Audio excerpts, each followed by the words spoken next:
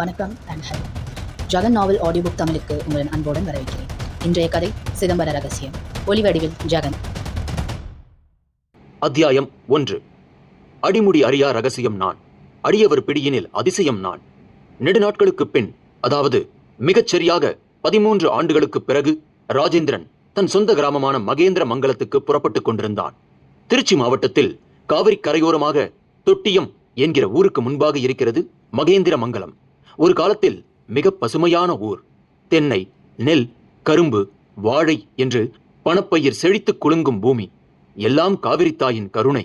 இப்போது காவிரிக்கே கருணை காட்டப்பட வேண்டிய நிலையில் இருப்பதால் பழைய பசுமையெல்லாம் இல்லை. அதில் கடந்த சில வருடங்களில் காவிரி தாய் பாலைவனத்தாய் ஆகிவிட்டாள். அவள் மேனிமேல் கிடந்த மணலை எல்லாமும் கூட ஒரு கூட்டம் திருடிக்கொண்டு போய்விட்டது. அதனால் ஊரே வறண்டு காய்ந்து கிடக்கிறது. ஒரு மாதம் மழை பெய்தால் கூட ஊருக்கு பழைய பசுமை வராது. அப்படி ஒரு வறட்சி. அதனாலேயே ஊரில் இருக்கும் அந்த 2.5 ஏக்கர் நிலத்தை விற்றுவிட்டால் என்ன என்கிற ஒரு எண்ணம் ராஜேந்திரனுக்கு தோன்றிவிட்டது. கூடவே ஒரு வீடும் உண்டு. அது இப்போது கந்தசாமி என்கிற குத்தகைதாரர் வசம் உள்ளது. விளைவதில் 1/3 பங்கும் வருடம் 10,000 ரூபாயும் தர வேண்டும். இது 15 வருடங்களுக்கு முன்பு ராஜேந்திரனின் அப்பாவான திருஞான சம்பந்தம் அவர் உயிரோடு இருந்தபோது செய்திருந்த ஏற்பாடு. அவர் காலமாகவும் பணமும் வரவில்லை, ஒரு பங்கு விளைபொருளும் வரவில்லை. கேட்டால் ஆற்றில் தண்ணீர் வராத நிலையில் விவசாயம் எப்படி செய்வது என்று குத்தகைக்காரன் பஞ்சப்பாட்டு பாடுகிறான். நேரில் போனாலன்றி காரியம் ஆகாது என்பது ராஜேந்திரனுக்கு தெரிந்துவிட்டது. அதுதான் கிளம்பிவிட்டான். ராஜேந்திரன் ஒரு டாக்டர், MBBS, MD என்று முடித்துவிட்டு ஒரு தனியார் நிறுவனத்தின் மருத்துவ ஆலோசகராகவும் மாலை நேரங்களில் தன் வீட்டிலேயே ஒரு பகுதியை கிளினிக்காகவும் வைத்துக் கொண்டு செயல்பட்டு வருகிறான். திருமணமாகி 6 வயதில் ஆஷா என்கிற பெயரில் அழகான பெண் குழந்தை, தெய்வானை எனும் பெயரில் அழகான மனைவி. இதுதான் ராஜேந்திரன் குடும்பம். சென்னையின் சாபக்கேடுகளில் ஒன்றான நெருக்கடியான பகுதியில் ஒரு அபார்ட்மெண்டின் ஒரு பகுதியை மட்டும் வீடு என்கிற பெயரில் சொந்தமாக்கிக் கொண்டு வாழ்ந்து வரும் ஒரு மருத்துவன். டிரைவரான சுலைமான் காரை ஸ்டார்ட் செய்திட கிளம்பிவிட்டது அவன் பயணம். புறப்படும் சமயம் வானம் மேகமூட்டமாய் காட்சி தந்தது. என்ன, வழியில் மழை பிடிச்சுக்குமா என்று ராஜேந்திரன் கேட்கவும் சுலைமான் சிரித்து விட்டான். என்னடா சிரிக்கிற? சிரிக்காம என்ன சார் பண்ண? இப்படி தினமும் வானம் கோட்டை கட்டுது, புல்லுக்கு கூட 4 தூறல் விழ மாட்டேங்குது, காத்து வந்து கலைச்சி விட்டுருது. இது நடக்கிறது தானே? இப்பெல்லாம் இதுதான் சார் நடக்குது. 2 வருஷம் முந்தி வெள்ளம் வந்ததே, அப்ப பேஞ்ச மாதிரி ஒரு மழையெல்லாம் இனி கனவுல கூட சாத்தியம் இல்லை. ஏன் அப்படி சொல்ற? வேற எப்படி சார் சொல்ல? திரும்பின பக்கமெல்லாம் லஞ்சம், தாலிச்சங்கிலி பறிப்புன்னு ஊரே கெட்டு கிடக்கும்போது மழை எங்கிருந்து கொட்டும்? சுலைமான் தர்ம நியாயங்களில் நம்பிக்கை கொண்டவன் என்பது அவனது பேச்சில் தெரிந்தது. அவன் சொல்றதுதான் சரி, மழையெல்லாம் வராது, நாம் அவ்வளவு புண்ணியம் எல்லாம் பண்ணல என்றபடியே காரின் பின்னால் ஏறி அமர்ந்து கொண்டாள் தெய்வானை. அவளைத் தொடர்ந்து கையில் லேப்டாப் சகிதம் ஏறினாள் ஆஷா. அதில் கம்ப்யூட்டர் கேம். ஆஷாவின் கவனமெல்லாம் அதன் மேலேயே இருந்தது. ஒரு எந்திர பொம்மை போல் நடந்து கொண்டாள். சரி சரி, 4 நாளைக்கு தேவையான துணிமணியை எடுத்துக்கிட்டதானே? ராஜேந்திரன் கேட்டான். எடுத்துக்கிட்டாங்க. ஆமா, 4 நாளா அங்க தங்க போறோம். பின்ன? ஐயோ, இன்னைக்கு போயிட்டு நாளைக்கு ராத்திரி வந்துடலாம்னு சொன்னீங்க. இல்ல தெய்வானை, கூட 2 நாள் இருந்து எப்படியாவது இடத்த வித்துட்டு போயிடுங்கிறான் என் நண்பன் ராமச்சந்திரன். அப்ப இடத்த வாங்க பார்ட்டிங்க தயாரா இருக்காங்களா? அவனுக்கு ரியல் எஸ்டேட் தானே தொழில். ஒரு உர கம்பெனிக்காரங்களுக்கு காவிரி பாசன நிலம் தான் தேவைப்படுதான். நல்ல விலை கிடைக்கும்னு சொன்னான். நல்ல விலைன்னா? ஏக்கருக்கு 50 லட்சம். ராஜேந்திரன் சொல்ல வாயை பிளந்தாள் தெய்வானை. அப்படியே? அப்போ 1 கோடி கிட்ட நமக்கு வரப்போகுதுங்களா என்று கேட்டாள். சிதம்பர ரகசியம். என்ன பெரிய கோடி? இப்ப கோடிக்கெல்லாம் மதிப்பே இல்லை. 500 2000 சில்லறை ஆயிடுச்சு. லட்சம் 10 லட்சம், இதுக்கு கொஞ்சம் மேல 1 கோடி தான் இப்போ குறைஞ்ச மதிப்பு. 100 கோடிக்கு மேல வச்சிருக்கிறவன் தான் இப்ப பணக்காரன். தெய்வானை, 5-6 கோடி ரூபாய்களை இப்ப ஊருக்கு பல பேர் வச்சிருக்காங்க என்றபடியே ராஜேந்திரன் ஏறிட காரும் புறப்பட்டது. முன்னதாக சுலைமானிடம் கிளினிக்ல 4 நாட்கள் விடுமுறைங்கிற போர்டை மாட்டிட்டதானே என்று கேட்க, மாட்டிட்டேன் சார் என்றபடி காரை வீதியில் இறக்கினான். காரும் மகேந்திர மங்கலம் நோக்கி ஓடத் தொடங்கியது. அந்த நாளைய வீட்டின் கதவை அவ்வளவு சுலபத்தில் திறக்க முடியவில்லை. சாவி துவாரத்தில் குளவிக்கூடு இருந்தது. சாவி நரநரவென்று சப்தமிட்டது. திறந்தே ரொம்ப காலமாச்சு போல என்றபடியே கதவை நெட்டித் திறந்தான் கந்தசாமி. அவனைத் தொடர்ந்து ஒட்டடை குச்சி விளக்குமாரோடு உள்ளே நுழைந்தாள் அங்கம்மாள். பார்த்து, கொஞ்சம் கூட தூசு தும்பு இருக்கக்கூடாது. டாக்டர் ஐயா கேட்டப்போ வீடு புழக்கத்துல தான் இருக்கு, பூட்டியெல்லாம் வைக்கலன்னு சொல்லிட்டேன் என்றபடியே கந்தசாமி தன் பங்குக்கு நூலாம் படைகளை விளக்கத் தொடங்கினான். சுவரில் பெரிய பெரிய கருப்பு வெள்ளை புகைப்படங்கள். ஒன்றில் மகாத்மா காந்தியோடு காட்சி தந்தபடி இருந்தார் ராஜேந்திரனின் அப்பாவான திருஞான சம்பந்தம். அந்த படத்தை உற்று பார்த்தான். என்ன அப்படி பாக்குற என்று தரையை கூட்டியபடியே கேட்டாள் அங்கம்மாள். பெரியவரை பார்க்கிறேன், கூடவே பாரு, மகாத்மா காந்தி. அப்ப காந்தி நம்ம ஊருக்கு வந்திருக்காரா? அப்படிதான் இருக்கணும், இல்லாட்டி எப்படி இந்த போட்டோ வரும்? அவ்வளவு பெருசா நம்ம ஊரு? அது சரி, காஞ்சி பெரியவரே நம்ம ஊர்ல தான் பாடம் படிச்சாராம், அது தெரியுமா உனக்கு? அப்படியா? பொறவே, நம்ம ஊருக்கு பெரிய சரித்திரம் இருந்திருக்குல்ல? சரித்திரமா? சரித்திரம் தெரியாதா உனக்கு? தஞ்சாவூர் கோயிலை கட்டின ராஜராஜ சோழன் கூட நம்ம ஊர்ல தான் வித்த கத்துக்கிட்டானாம். அதாவது தெரியுமா? இதெல்லாம் தான் சரித்திரமா? பொறவு நம்ம ஊரை என்ன நினைச்ச? அதெல்லாம் சரி, இப்ப தண்ணிக்கு செத்து ஒண்ணும் இல்லாம தானே கிடக்கும். அதனால நம்ம ஊருக்கு இருக்கிற மதிப்பு குறைஞ்சிடாது. சரி, இந்த ஊருக்குன்னு ஒரு மழலிங்கம் இருந்திருக்கு, அது தெரியுமா உனக்கு? இருவரும் கைக்கு கை வாய்க்கு வாய் என்று வேலை பார்த்தபடியே பேசினார்கள். அங்கம்மாள் விக்கித்தவளாக, மழைலிங்கமா என்று கேட்டாள். ஆமா, காவிரி ஆத்துக்கு நடுவுல ஒரு கல் மண்டபம். ஆனா அதுக்கு கூரை கிடையாது. அதன் நடுவுல ஒரு லிங்கம். அது பேர் தான் மழைலிங்கம். அதுல 108 குடம் தண்ணியை விட்டு சுத்தி வந்தா மழை கொட்டோ கொட்டுன்னு கொட்டுங்கிறது ஐதீகம். கந்தசாமி ஊருக்குள் சிலருக்கு மட்டுமே தெரிந்த விஷயத்தை மிக உற்சாகமாக சொன்னான். அங்கம்மாள் குப்பையை குவித்தபடியே அவனை நம்ப முடியாமல் பார்த்தாள். என்ன பாக்குற? இல்ல, இப்ப அப்படி ஒரு மண்டபமும் இல்ல, லிங்கமும் இல்ல. நீ எதை வச்சு கதை அளக்குறன்னு தெரியலையே என்றாள். அளக்குறனா? கோட்டி புள்ள, அம்புட்டும் சத்தியம். அப்ப எங்க அது? அது மட்டுமா, ஊருக்குள்ள ஒரு சிவன் கோயில் இருந்தது. அதுவும் இல்ல, இப்ப காணாம போயிடுச்சு. காணாம போகாது என்ன தங்கமா வைரமாயா? கட்டிடம்யா. அது எப்படியா போகும்? அதெல்லாம் தெரியாது. ஆனா கோவில் இருந்திருக்கு, மழலிங்கமும் இருந்திருக்கு. அப்ப அது எங்க போச்சு? புதஞ்சு போச்சுங்கிறாங்க சிலர், களவு போச்சுன்னு சொல்றாங்க சில பேர். ஊருக்குள்ளேயே எங்கேயோ இருக்கும்னு சொல்றாங்க. ஆனா எங்கதான்னு தெரியல. போகட்டும் போ, நாம நம்ம வேலையை பார்ப்போம். ஆமா, டாக்டர் குடும்பம் எப்ப வருது? எப்பவா? வந்துகிட்டே இருக்காங்க. மளமளன்னு வேலையை பாரு. அவர் வந்து நிக்கிறதுக்கு முன்னால நாம குப்பைகளை வாரி எரியணும். கந்தசாமி கூடுதல் வேகத்துக்கு மாறினான். அப்படியே ஒவ்வொரு அறையாக சென்றவன் ஓர் அறையின் மேல்பாகம் உள்ள சேந்தி எனப்படும் பரண் பகுதியை பார்த்தான். அதன் மேல் கும்மிருட்டு டார்ச் லைட்டை அடித்துக்கொண்டு ஒரு ஏணி மேல் ஏறி பரண் மேல் வெளிச்சம் பாய்ச்சியவன் அரண்டு போனான். அவன் பார்த்த நொடியில் 5 தலை நாகம் எதிரே படம் விரித்தபடி நின்றிருந்தது. ஈஸ்வரா என்ற குரலோடு அப்படியே ஏணியை தள்ளியபடி கீழே விழுந்தான். சப்தம் கேட்டு அங்கம்மாள் ஓடி வந்தாள். விழுந்து கிடப்பவனை பார்த்து பதைத்து தொட்டு எழுப்ப முயன்றாள். அவனும் தட்டு தடுமாறி எழுந்தவனாக, ஓடு அங்கம்மா ஓடு, மேல பாம்பு, அதுவும் 5 தலையோட என்றிட அங்கம்மாளும் வெலவெலத்து போய் பார்த்தாள். அந்த 5 தலை நாகம் பரன் முகப்புக்கு வந்து அவளை பார்த்தது.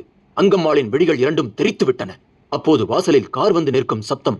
டாக்டர் ராஜேந்திரன், மகள் ஆஷா, மனைவி தெய்வானையோடு காரிலிருந்து இறங்கிக் கொண்டிருந்தான். அத்தியாயம் 2. உருவம் இல்லா அருவம் நான், உலகின் 2 துருவமும் நான். காரிலிருந்து ராஜேந்திரன் இறங்க கந்தசாமியும் அங்கம்மாளும் புறமுதுகு தெரிக்க ஓடி வந்து அவன் மேல் விழுந்து அப்படியே வீதியில் சிதறினர்.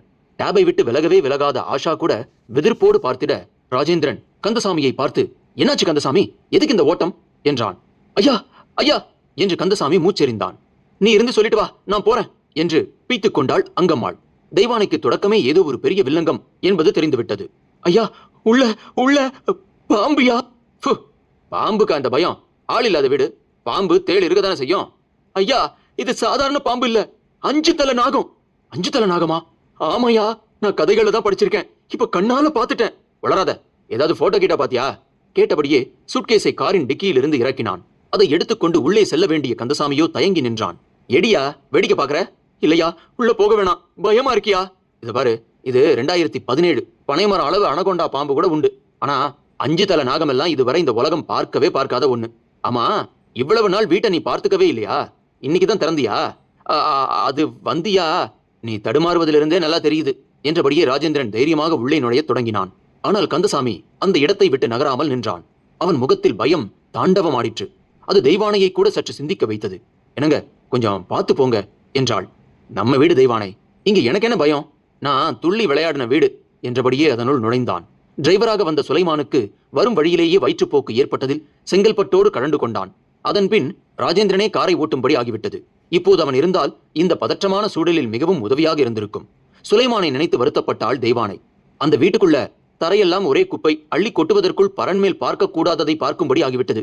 ராஜேந்திரனும் வீட்டை உற்று பார்த்தபடியே நடந்தான். அந்த நாளைய ரெட் ஆக்சைடு பூசின சிமெண்ட் தரை, உள்ளே வட்டவட்டமாய் அமைந்த தூண்கள், நடுவில் முற்றம், அதில் பெய்யும் மழை நீர் ஓடி வெளியே செல்ல வடிவமைக்கப்பட்ட சல்லடை சுவரில் அந்த நாளைய படங்கள்.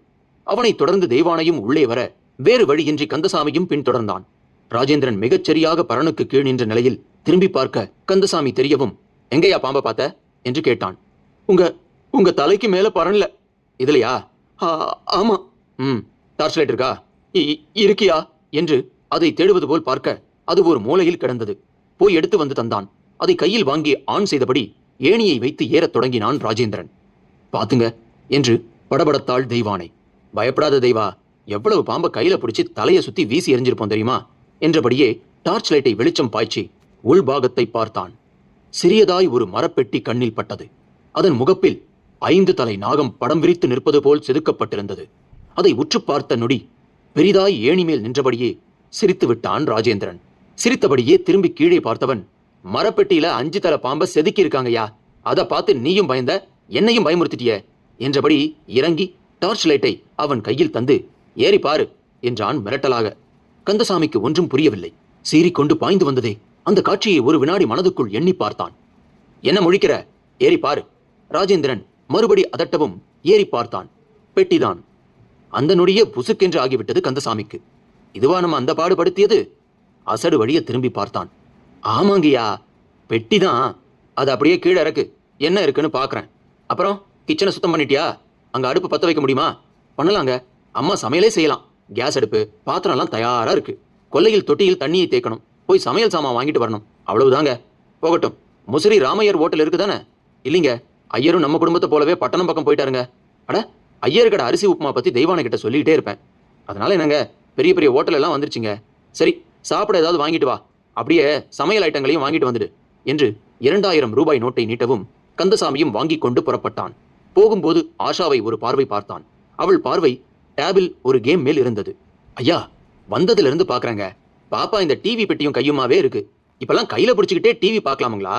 இல்ல, அது டிவி இல்ல, டேப். உனக்கு சொன்னா புரியாது, நீ போயிட்டு வா, நாங்க இந்த குப்பையை அள்ளி போட்டுட்டு கொஞ்சம் ஓய்வு எடுக்கிறோம் என்று கணவனை சோம்பல் முறித்தபடி பார்த்தாள் தெய்வானை. என்ன தெய்வா, டயர்டா இருக்கா? பின்ன 7 மணி நேரம் உட்கார்ந்து வந்திருக்கோம். இந்த கார்ல ஏசியில ஆக்சிஜனும் சரியா இருக்காது. கேட்கணுமா? அழுத்துக்காத. நீ ஒரிஜினல் மாமியார் வீட்டுக்கு வந்திருக்க. போய் முதல்ல பூஜை அறையில் விளக்கை ஏத்து. விளக்கு ஏத்துறதா? நாம என்ன இங்க வாழவா வந்திருக்கோம்? புதுசு புதுசா சொல்றீங்க. நம்மளோட வீடு தெய்வா, விலைக்கு வித்து பணம் கைக்கு வரும் வரை நம்ம சொந்தம் தானே. இருக்கிற வரை அந்த உணர்வை அனுபவிப்போம். அவனிடம் சொந்த ஊர் பாசம் கொடிபிடிக்க தொடங்கிவிட்டது. அதை ரசித்தபடியே தெய்வாவும் அந்த வீட்டு மருமகளாக தன்னை மாற்றிக்கொள்ள தொடங்கினாள். அலாதியாக வைக்கோல் கிடக்கும் தெருவுக்குள் சைக்கிளை சர்க்கஸில் கரடி ஓட்டுவது போல் ஓட்டிக்கொண்டு கந்தசாமி போவதை பார்த்து அங்கம்மாள் ஓரிடத்தில் குறுக்கிட்டாள். யோ, நில்லையா. என்ன அங்கம்மா? என்னையா தூங்கி எழுந்திரிச்சவனாட்டம் தெம்பா வண்டியை ஓட்டிட்டு போற? பாம்பு பயம் போயிடுச்சா? அதுவா, அது பிரமபுள்ள. உண்மையில் அங்க 5 தலை பாம்போடு மரப்பெட்டி தான் இருந்திருக்கு. அதை நான் தான் பார்த்து பாம்புன்னு பயந்துட்டேன். பிரமையா? அப்ப நான் பார்த்தனே அது? நான் சொல்லவும் தானே நீயும் பார்த்த? அப்ப அதுவும் பிரம தானே? இல்லையா, இப்ப நினைச்சாலும் வயத்த கலக்குது. நீ என்னன்னா சர்வ சாதாரணமா பிரமைங்கிற? உள்ள பரன் மேல ஏறி பார்த்துட்டு தானே சொல்றேன். டாக்டரும் தைரியமா அங்க தங்க தொடங்கிட்டாரு. சாப்பிட ஏதாவது வாங்கிட்டு வான்னாரு, அதான் வந்தேன். நெசமாவா சொல்ற? அட போ புள்ள, ரூபா நோட்டை பாரு, டாக்டர் ஐயா தான் தந்தாரு. நீயும் போய் ஒத்தாசை பண்ற வழியை பாரு. கந்தசாமி சொன்னாலும் அங்கம்மாளிடம் சிறு தயக்கம். என்ன இம்பிட்டு சொல்லியும் நம்ப முடியலையா?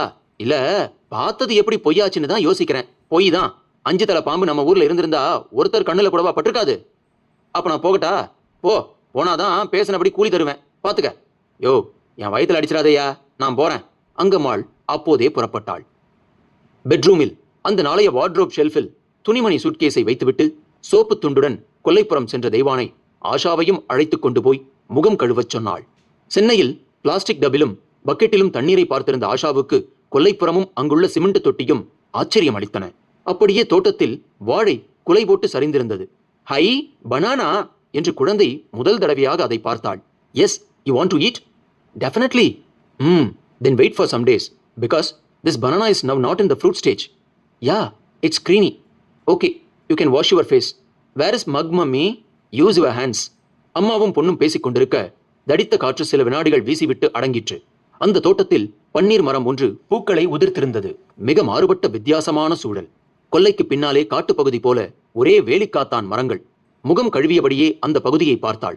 அப்போது அவளையே பார்த்தபடி வயதான கோமணம் கட்டிய மனிதர் அவள் கண்ணில் பட்டார். அவர் உடல் மேல் விபூதி முற்றாக பூசப்பட்டிருக்க தாடியும் தொப்புள் வரை வளர்ந்திருந்தது. சற்றென்று அவரை பார்க்கவும் தெய்வானைக்கு சுருக்கென்றது. அவர் இமைக்க கூட இல்லை. அவரது பார்வையும் தோற்றமும் தெய்வானையை என்னவெல்லாமோ செய்தது. சற்று பயமாக கூட இருந்தது. அப்போது உள்ளே இருந்து ராஜேந்திரன் அழைக்கும் குரல் கேட்டது.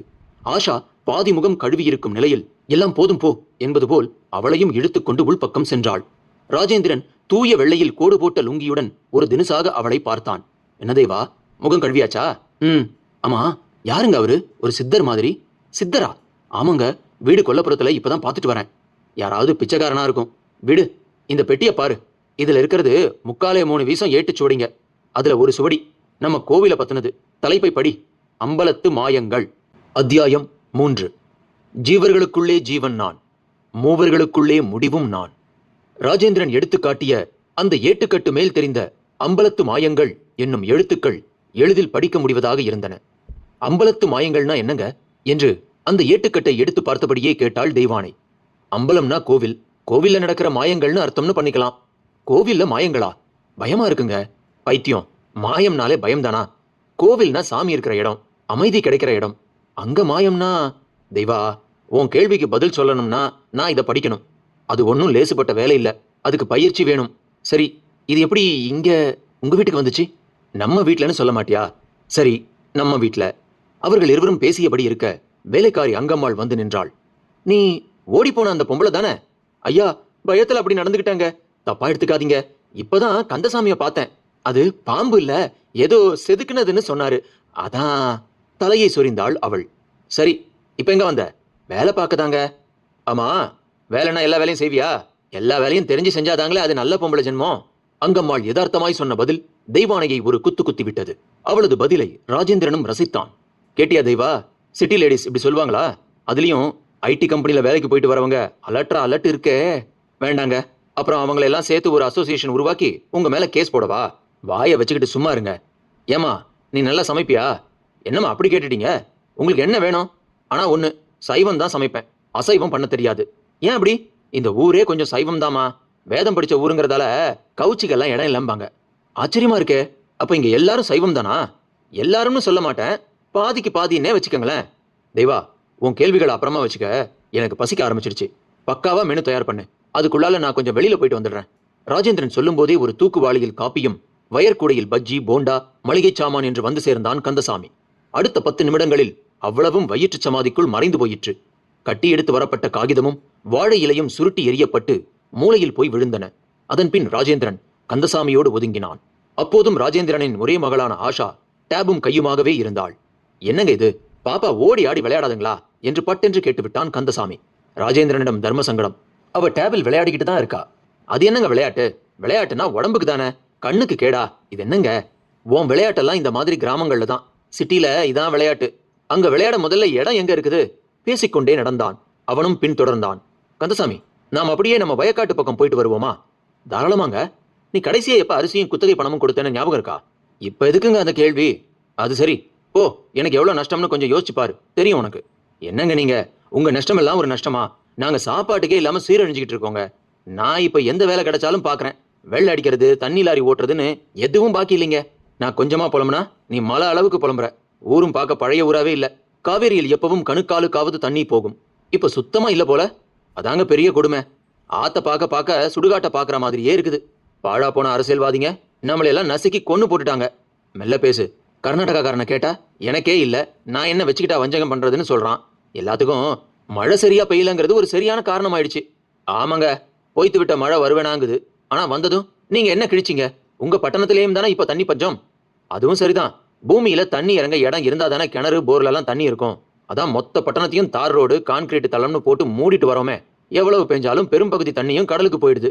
பேசிக்கொண்டே நடந்ததில் எதிரில் ஊர்க்காரர்கள் சிலர் கண்ணில் தட்டுப்பட ராஜேந்திரனை நலம் விசாரித்தனர். நம்ம ஊர் பிள்ளை, நீ இங்கேயே ஆஸ்பத்திரி ஒன்று போட்டு எல்லாருக்கும் வைத்தியம் பார்க்கலாம் தானே என்று கொஞ்சம் உறுத்தும் கேள்வியை கேட்டார் ஊர்க்காரர் ஒருவர். அவரை அசட்டு சிரிப்பு சிரித்து சமாளித்தான். ஆமா, எங்க இவ்வளவு தூரம்? சும்மா உங்களை எல்லாம் பார்த்துட்டு போலாம்னு தான். இதை நாங்க நம்பவா? ஆமா, வீடு வயல் எல்லாத்தையும் கொடுத்துட போறியா? கொடுக்கறதா? விற்க போறங்க. இப்படி எல்லாரும் வித்துட்டு பிறந்த ஊரே வேணாம்னு போனா எப்படிப்பா? அதுக்காக நிலத்தை சும்மா போட்டு வைக்கவா? வெள்ளாமையும் இல்லையே. உனக்கு மட்டும்தானா? ஊரே காஞ்சி தானே கிடக்கு. பேச்சு இப்படி மிக சகஜமாக இருந்த அந்த வேளையில் தெருவில் போய்க் கொண்டிருந்த சன்னியாசியை போன்ற ஒருவர் அருகில் வந்து ஒரு சிரிப்பு சிரித்தார். என்ன சாமி சிரிக்கிறீங்க? சிரிக்காம வெண்ணைய கையில வச்சுக்கிட்டு நெய்க்கு அலையறவங்களை பார்த்து சிரிக்காம என்ன பண்ண? என்ன சாமி, போற போக்குல நீங்க பாட்டுக்கு எதையோ சொல்றீங்க. எந்த வெண்ணெய் யார் கையில இருக்கு? புரியுற மாதிரி சொல்லுங்க. ஊர்க்காரர் ஒருவரை இப்படி கேட்டார். புரியுற மாதிரி எல்லாம் சொல்ல முடியாது. எவ்வளவுதான் சொல்ல முயற்சி செஞ்சாலும் சொல்லவும் முடியாது. அட, அது என்னான்னு தான் சொல்லும். அவர் விடுவதாக இல்லை. அந்த சன்னியாசியும் இமைகளை இடுக்கிக் கொண்டு எல்லோரையும் ஒரு பார்வை பார்த்தார்.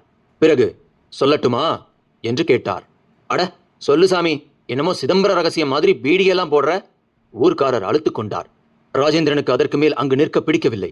சரி, நீங்க பேசிக்கிட்டு இருங்க, நான் வந்த வேலையை பார்க்கறேன் என்று நடுவ முயன்றான். அந்த சன்னியாசி வேகமாய் அவனை தடுத்தார். அட இருப்பா, நானே உன்னை பார்க்க தான் வந்திருக்கேன், நீ என்ன கிளம்பிட்ட என்றார். ராஜேந்திரனுக்கு முள் தைத்த மாதிரி இருந்தது. அவரை பதிலுக்கு வெறித்து பார்த்தான். என்ன பார்க்கற, நீ எதுக்கு வந்திருக்க தெரியுமா? அவனை பார்த்து கம்பீரமாக கேட்டார். ராஜேந்திரன் தன் மௌனத்தை தொடர்ந்தான். நீ மௌனமாக இருந்தா நான் விட்டுடுவேனா? நீ உன் பொண்டாட்டி பிள்ளையோட இந்த ஊருக்கு கடைசியா வரல, வாடறதுக்கு வந்திருக்க. அவர் பேச்சு ராஜேந்திரனை கலவரப்படுத்திற்று. அது அவன் கண்களில் தெளிவாக தெரிய ஆரம்பித்தது. சாமி, என் கேள்விக்கு பதில் சொல்லாம இப்ப டாக்டரை குழப்ப ஆரம்பிச்சிட்டீரா என்று ஊர்க்காரர் திரும்ப இடைமறித்தார். இவர் யாருங்க, என்னை பத்தி ரொம்ப தெரிஞ்ச மாதிரி பேசுறாரே என்று ராஜேந்திரனும் வாய் திறந்தான். எங்களுக்கே புதுசுப்பா, இவர் மட்டும் இல்ல, இவரை மாதிரி இப்ப ரொம்ப பேர் புதுசா வராங்க. நடுராத்திரியில காவிரி ஆத்துக்கு நடுவுல போய் சொக்கப்பன மாதிரி கொளுத்திக்கிட்டு விடிய விடிய ஆடுறாங்க, பாடுறாங்க. கேட்டா மறைஞ்சிட்ட தெய்வத்தை தேடி வந்திருக்கோங்கிறாங்க. ஊர்க்காரர் ஒருவரின் விளக்கம் அந்த சன்னியாசியை சற்று கோவப்படுத்தியது. விடிய விடிய ஆடுறோம் பாடுறோம்னு சாதாரணமா சொல்லாத, அது வழிபாடு. காவிரி தாயை திரும்ப ஜலப்பிரவாகமாக பார்க்க வேண்டாமா நீங்க? அதுக்கு என்ன சாமி? அதான் வேதம் பரவி கிடக்கிற இந்த ஊர்ல நாங்க எங்க அகத்தியரை கூப்பிடுறோம். அகத்திய முனிவரையா? ஆமா, அவர்தான் சித்த புருஷர்களுக்கெல்லாம் தலைவர். காவிரி ஆறு இந்த மண்ணுல பாயவே காரணமா இருந்தவர். என்ன இது, இவர் பாட்டுக்கு உளர ஆரம்பிச்சிட்டாரு. சரி சாமி, நீங்க கிளம்புங்க. டாக்டர் தம்பி, நீங்களும் புறப்படுங்க. இனியும் இவர் கூட நாம பேசினா நமக்கு பைத்தியம் பிடிக்க வச்சாலும் வச்சிருவார் என்று ராஜேந்திரனை விசாரித்த அவ்வளவு பேரும் கலைய முற்பட்டனர். ராஜேந்திரனும் கந்தசாமியோடு நடந்தான். இவரோ அவனை தொடர்ந்தார். கந்தசாமிக்கு இவர் வருவது கோபத்தை தந்தது. யோ, எங்க வர என்று அதட்டலாக கேட்டான். சன்னியாசி பதில் கூறாமல் வெறித்தார். என்ன சாமி, ஏதாவது பணம் வேணுமா? கேட்டு வாங்கிட்டு போங்க, பூடகமா பேசி குழப்பாதீங்க என்று ராஜேந்திரனும் பாக்கெட்டில் கையை விட்டான். அவர் கையை உயர்த்தி தடுத்தார். அவன் சற்று அதிர்ந்தான். உன் பணம் யாருக்கு வேணும்? அது எரிஞ்சு போகிற காகிதம். எனக்கு தங்கமே தெருப்புழுதிதான், தெரியுமா உனக்கு? அதட்டலாக கேட்டவர் குனிந்து சாலையில் கிடந்த புழுதி மண்ணை கையில் எடுத்தவராக, நீட்டு உன் கைய என்றார். ராஜேந்திரன் நீட்டவில்லை. நீட்டு என அவர் அதட்டவும் நீட்டினான். அவரது கையில் இருந்த புழுதி மண் பொலபலவென்று அவன் கையில் விழ ஆரம்பித்தது. ஆனால் அது புழுதி மண்ணாக அல்ல, தங்கத் துகள்களாக. அத்தியாயம் 4. ஆடல் கலையின் தலைவன் நான், கூடல் நிலையில் உமைசிவன் கான். அந்த தங்கத் துகள்கள் அவனது வாயை பிளக்கச் செய்தன. அவன் உள்ளங்கை நிரம்பிவிட்டது. சன்னியாசியோ மிக கோபமாக, போய் முதல்ல இது தங்கமான பரிசோதனை செய், அப்பதான் நான் பிச்சைக்கார பரதேசி இல்ல, ஒரு சிவ பரதேசின்னு உனக்கு புரியும் என்றபடி அந்த இடத்தை விட்டு வேகமாக விலகியும் சென்று விட்டார். ராஜேந்திரன் உள்ளங்கையையே பார்த்தான். தங்கத்தூள் பகல் வெளிச்சத்தில் மென்னியது. அருகில் இருந்த கந்தசாமிக்கு தலையும் புரியவில்லை, பாலும் புரியவில்லை. மனத்தில் ஒருவித பதற்றம். இடையில் ராஜேந்திரன் தங்கத்தூளை இடது கைக்கு மாற்றி வலது கை விரல்களால் வருடி பார்த்தான். ஓர் உலோகத்தை தொடும் உணர்வு ஏற்பட்டது. ஐயா, என்னங்க இது? என்ன இதுன்னா? நீயும் தானே பார்க்கிற? சரியான கண்கட்டா இருக்குங்களே. கண்கட்டோ கால்கட்டோ, சன்னியாசி சொன்ன மாதிரி இது தங்கம் தானான்னு முதல்ல பார்க்கணும். ஐயா வேணாங்க, இது ஏதோ சித்து வேலை. சித்து வேலைன்னா அது யாருக்கு தெரியும்? இப்படி ஏருக்கு மாறா ஏதாச்சும் வந்தா அதை சித்து வேலைன்னு சொல்லுவாங்க. சரி, அப்படியே இருக்கட்டும். திருப்புழுதி எப்படியா இப்படி மாற முடியும்? முதல்ல அதை வீசி எறியுங்க, ஏதாச்சும் ஆகிட போகுது. உங்களுக்கு ஏதாச்சும்னா கை கால் இழுத்துக்க போகுது. அப்படியெல்லாம் கூட நடக்குமா? கண்கட்டுல எதுவும் நடக்கும். கந்தசாமி பாமரத்தனமாய் பயமுறுத்தினான். ராஜேந்திரனுக்கும் கையை உதறிவிடத் தோன்றியது. ஆனால் இறுதி வினாடியில் மனதில் ஒரு மாற்றம். ராமையா ஆசாரி வாயை பிளக்க தொடங்கிவிட்டார். தம்பி, சத்தியமா தெருப்புழுதியா இப்படி தங்கமாச்சு என்று கேட்டார். அப்போ இது தங்கம் தானா? 24 காரட் சொக்க தங்கம். நிஜமாவா? சரி, மண்ணுன்னு நினைச்சு எனக்கே கொடுத்துருங்க. என்ன இப்போ? என்ன இதான் சாகன்னு நீ ஆட்டைய போட பாக்குற பாத்தியா? கந்தசாமி இடையிட்டான். ஆசாரி தன் புகையிலை காவிப்பல் தெரிய ஒரு கோரச்சிரிப்பு சிரித்தார். அப்ப இது எவ்வளவு விலை போகும்? 34 கிராம் இருக்கு. கணக்கு போட்டுக்குங்க. இன்னைக்கு பவுன் 24 காரட்டுக்கு 24,000ன்னு வச்சாலும் 4.25 பவுனுக்கு ₹1,00,000 குறையாம இருக்கு. ஆசாரி சொன்ன நொடி கந்தசாமிக்கு ஜிவ்வென்று ஆனது. பாவி பரதேசி, இந்த செப்படி விதையை தன்னிடம் செய்யாமல் போய்விட்டானே என்றும் தோன்றி ராஜேந்திரன் இதையடுத்து என்ன செய்வான் என்பதில் தான் போய் நின்றது சிந்தனை. என்ன தம்பி யோசனை? இல்ல, போற போக்குல ஒருத்தரால திருப்புழுதியவே இப்படி ₹1,00,000 மாற்ற முடியுதுன்னா இவர் மனசு வச்சா நம்ம ஆத்து மணலெல்லாம் தங்கமாகி நம்ம ஊரே எங்கேயோ இல்ல போயிடும். ஆமாமா, அது சரி. அந்த பரதேசி இப்ப எங்க தம்பி இருக்காரு? யாருக்கு தெரியும்? நானே வர வழியில தான் பார்த்தேன். அவரை பார்க்கணுமே தம்பி. எதுக்கு? எனக்கும் தெருமண்ணை எடுத்து தங்கமாக்கி கொடுன்னு கேட்கவா? கந்தசாமி இப்படி சொல்லவும் ஆசாரி இதற்கும் அசடு வழிய ஒரு சிரிப்பு சிரித்தார். ஆசாரி, இதற்கு மாதிரி தங்கமெல்லாம் மாயமாக அப்படியே இருக்குமா? ராஜேந்திரன் அவர் கேள்விக்கு பதில் கூறாமல் தன் சந்தேகத்தை கேட்டான். எதனால தம்பி இப்படி ஒரு சந்தேகம்? இது வந்த விதம் என்னை இப்படி யோசிக்க வைக்குது. அதுவும் சரிதான். இதுக்கு ஒரே பதில், இத பொட்டலமா கட்டி வைங்க, என்ன ஆகுதுன்னு பார்ப்போம். ஆமா, அந்த சித்தர் எதுக்காக இப்படி உங்ககிட்ட நடந்துகிட்டாரு? சித்தரா? ஆமா தம்பி, இந்த மாதிரி ரசவாத வித்தை தெரிஞ்சவங்க சராசரி சன்னியாசியா பிச்சைக்காரங்களா இருக்கவே மாட்டாங்க. சித்தர் சாமிகளா தான் இருப்பாங்க. சரி, சித்தர்னே இருக்கட்டும், மண்ணை இப்படி தங்கமாக்குறது சாதாரண விஷயம் இல்லையே. அதுல என்ன சந்தேகம்? அவங்களுக்கும் இதெல்லாம் ஒண்ணுமே இல்ல. அவங்க தண்ணியிலேயே நடப்பாங்க. கண் எதிரில விசுக்குன்னு மறைஞ்சிருவாங்க. இப்ப கூட ஒரு டிவில ஒரு சித்தர் கேமரா முன்னால மறைஞ்சு காமிச்சாரு. அப்படியா? தம்பி, நம்ம ஊர் எப்பவுமே விசேஷமானது. அந்த காலத்துல நிறைய சித்தருங்க நடமாடி இருக்காங்க. நடுவுல எதுவும் இல்லாம இருந்துச்சு.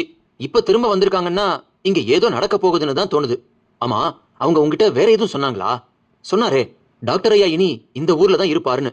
அப்புறம் அகத்தியர்னு யாரையோ பார்க்க வந்திருக்கிறதா சொன்னாரு. கந்தசாமி சொல்ல ஆசாரி திகைத்து போய், அகத்தியரை பார்க்கவா? நம்ம ஊர்லயா என்று வேகமாய் திருப்பி கேட்டார். ஆமா, யாரது அகத்தியர்? உங்களுக்கு தெரியுமா? அகத்தியர் யாரா? அவராலதான் நம்மளோட ஊர் வழியா காவிரி ஓடிக்கிட்டு இருக்கு. ஆசாரி, அதெல்லாம் புராண கதை. அகத்தியர் பற்றி நானும் கேள்விப்பட்டிருக்கேன். நீங்க இப்ப நடக்கிற காலத்தை மனசுல வச்சுக்கிட்டு பேசுங்கள். இதையெல்லாம் எப்படி எடுத்துக்கிறதுன்னே எனக்கு தெரியல என்றபடியே அந்த தங்கத்தூளை பொட்டலமாக கட்டினான் ராஜேந்திரன். பத்ரம் தம்பி, அப்படியே பாக்கெட்ல வைங்க, என்ன ஆகுதுன்னு பார்ப்போம். ஆமா, நீங்க பட்டணமா? ஆமாம், இது நான் பிறந்து வளர்ந்த ஊர். பூர்வீக சொத்தை வச்சுக்க முடியல, அதான் வித்துருவோம்னு வந்திருக்கேன். அப்படியா விஷயம்? பார்த்து தம்பி, இந்த தண்ணி கேன் போடுறவங்களுக்கு மட்டும் வித்துறாதீங்க. இஷ்டத்துக்கு போர் போட்டு தண்ணியை உறிஞ்சி எடுத்து நல்லா காசு பார்த்துருவாங்க. ஆசாரி எச்சரிக்கை செய்யவும் கந்தசாமி அவரை ஒருமுறை முறைத்தவனாய், இன்னைக்கு தண்ணி கேன் போடுறவங்க மட்டும் இல்லைன்னா மாடியில அபார்ட்மெண்ட்ல குடியிருக்கிறவங்க அம்புட்டு பேரும் சிங்கி தான் அடிக்கணும், ஞாபகம் வச்சுக்க என்றான் அவருக்கு எதிராக. என்னல, உன் தரப்புல யாராச்சும் தண்ணி பிசினஸ் பண்றாங்களா? இம்பிட்டு வேகமா வக்காலத்து வாங்கிட்டு வர்ற என்று ஆசாரியும் ஒரு வாங்கு வாங்கினார். ராஜேந்திரன் மட்டும் அமைதியாகவே இருந்தான். இனி அங்கே அவரிடம் பேச எதுவும் இல்லை என்பவன் போல் அங்கிருந்து புறப்பட்டான். கந்தசாமியும் பின் தொடர்ந்தான். அருகில்தான் இருந்தது அவனுக்கு சொந்தமான வயல் பகுதி. அங்கே போய் நின்றபோது வரப்புகள் இழைத்து போய் ஏதோ பெயருக்கு சிறிய மண் திட்டாய் அங்கங்கே காட்சி தந்தன. நிலம் முழுக்க பலவிதமான காட்டுச் செடிகளின் கூட்டம். அதன் ஊடாக ஆடுகள் மேய்ந்தபடி இருக்க 12 வயது பெண் பிள்ளை ஒருத்தி அந்த ஆடுகளை மேய்த்துக் கொண்டிருந்தாள். ஓரிடத்தில் வைக்கோல் போர் உயரத்துக்கு மண்மேடு, அதன் மேல் வேப்பமரம், அதன் நிழலில் சில மாடுகள் படுத்திருந்தன. மற்றபடி கண்ணுக்கு எட்டிய தூரம் எங்கும் வெறும் காட்டுச் செடிகள் தான். அவைகள் கூட காய்ந்து போயிருந்தன. ஒரு காலத்தில் அழகாய் புசுபுசுவென்று பச்சை கம்பளம் விரித்த மாதிரி காட்சி தந்த இடம். சரையல் என்று கொக்கு கூட்டம் எழும்பி பறக்கும் அந்த மணல் மேட்டுக்கு அப்பால் ஆழமான கிணறு. தண்ணீர் இளநீல நிறத்தில் டால் அடிக்கும். அதில் மின்சார மோட்டார் அரை மேலிருந்து ஒரு டைவ் அடிக்கும் போது தண்ணீர் மழை வீச்சு போல் வானத்தின் மேல் போய் திரும்பும். இன்று எல்லாமே வெறும் நினைவு. பார்த்தபடியே நின்றான் ராஜேந்திரன். அப்படியே அந்த கிணற்றை நோக்கியும் சென்றான். அடி ஆழத்தில் ஏதோ பேருக்கு கொஞ்சம் தண்ணீர் இருந்தது. அதை பார்க்க பெருமூச்சு வந்தது. என்னையா, பழைய ஞாபகம் வந்து மனசு பாடாப்படுதா? ஆமா கந்தசாமி, எப்படி இருந்த ஊர், அதே நினைப்பு தான் எனக்கும். இருந்தாலும் ஒரு சின்ன நம்பிக்கை இருக்குங்க. சின்ன நம்பிக்கைனா, தப்பி தவறி நல்ல மழை பெய்யுது, ஆத்துலயும் தண்ணி வந்துரும்னு நம்புறேங்க. மழை பெய்யுறது இப்ப அதிர்ஷ்டத்தோட சேர்ந்துருச்சு பாத்தியா. வந்தா உண்டு, இல்லாட்டி இல்ல, எல்லாம் அதோட இஷ்டம். அதான் அதிர்ஷ்டம். ஆமா, யாரோ உர கம்பெனிக்காரங்களுக்கு விற்க போறீங்கன்னு சொன்னீங்களே, அவங்களும் பட்டணமா? இல்ல, திருச்சியை சேர்ந்தவங்க.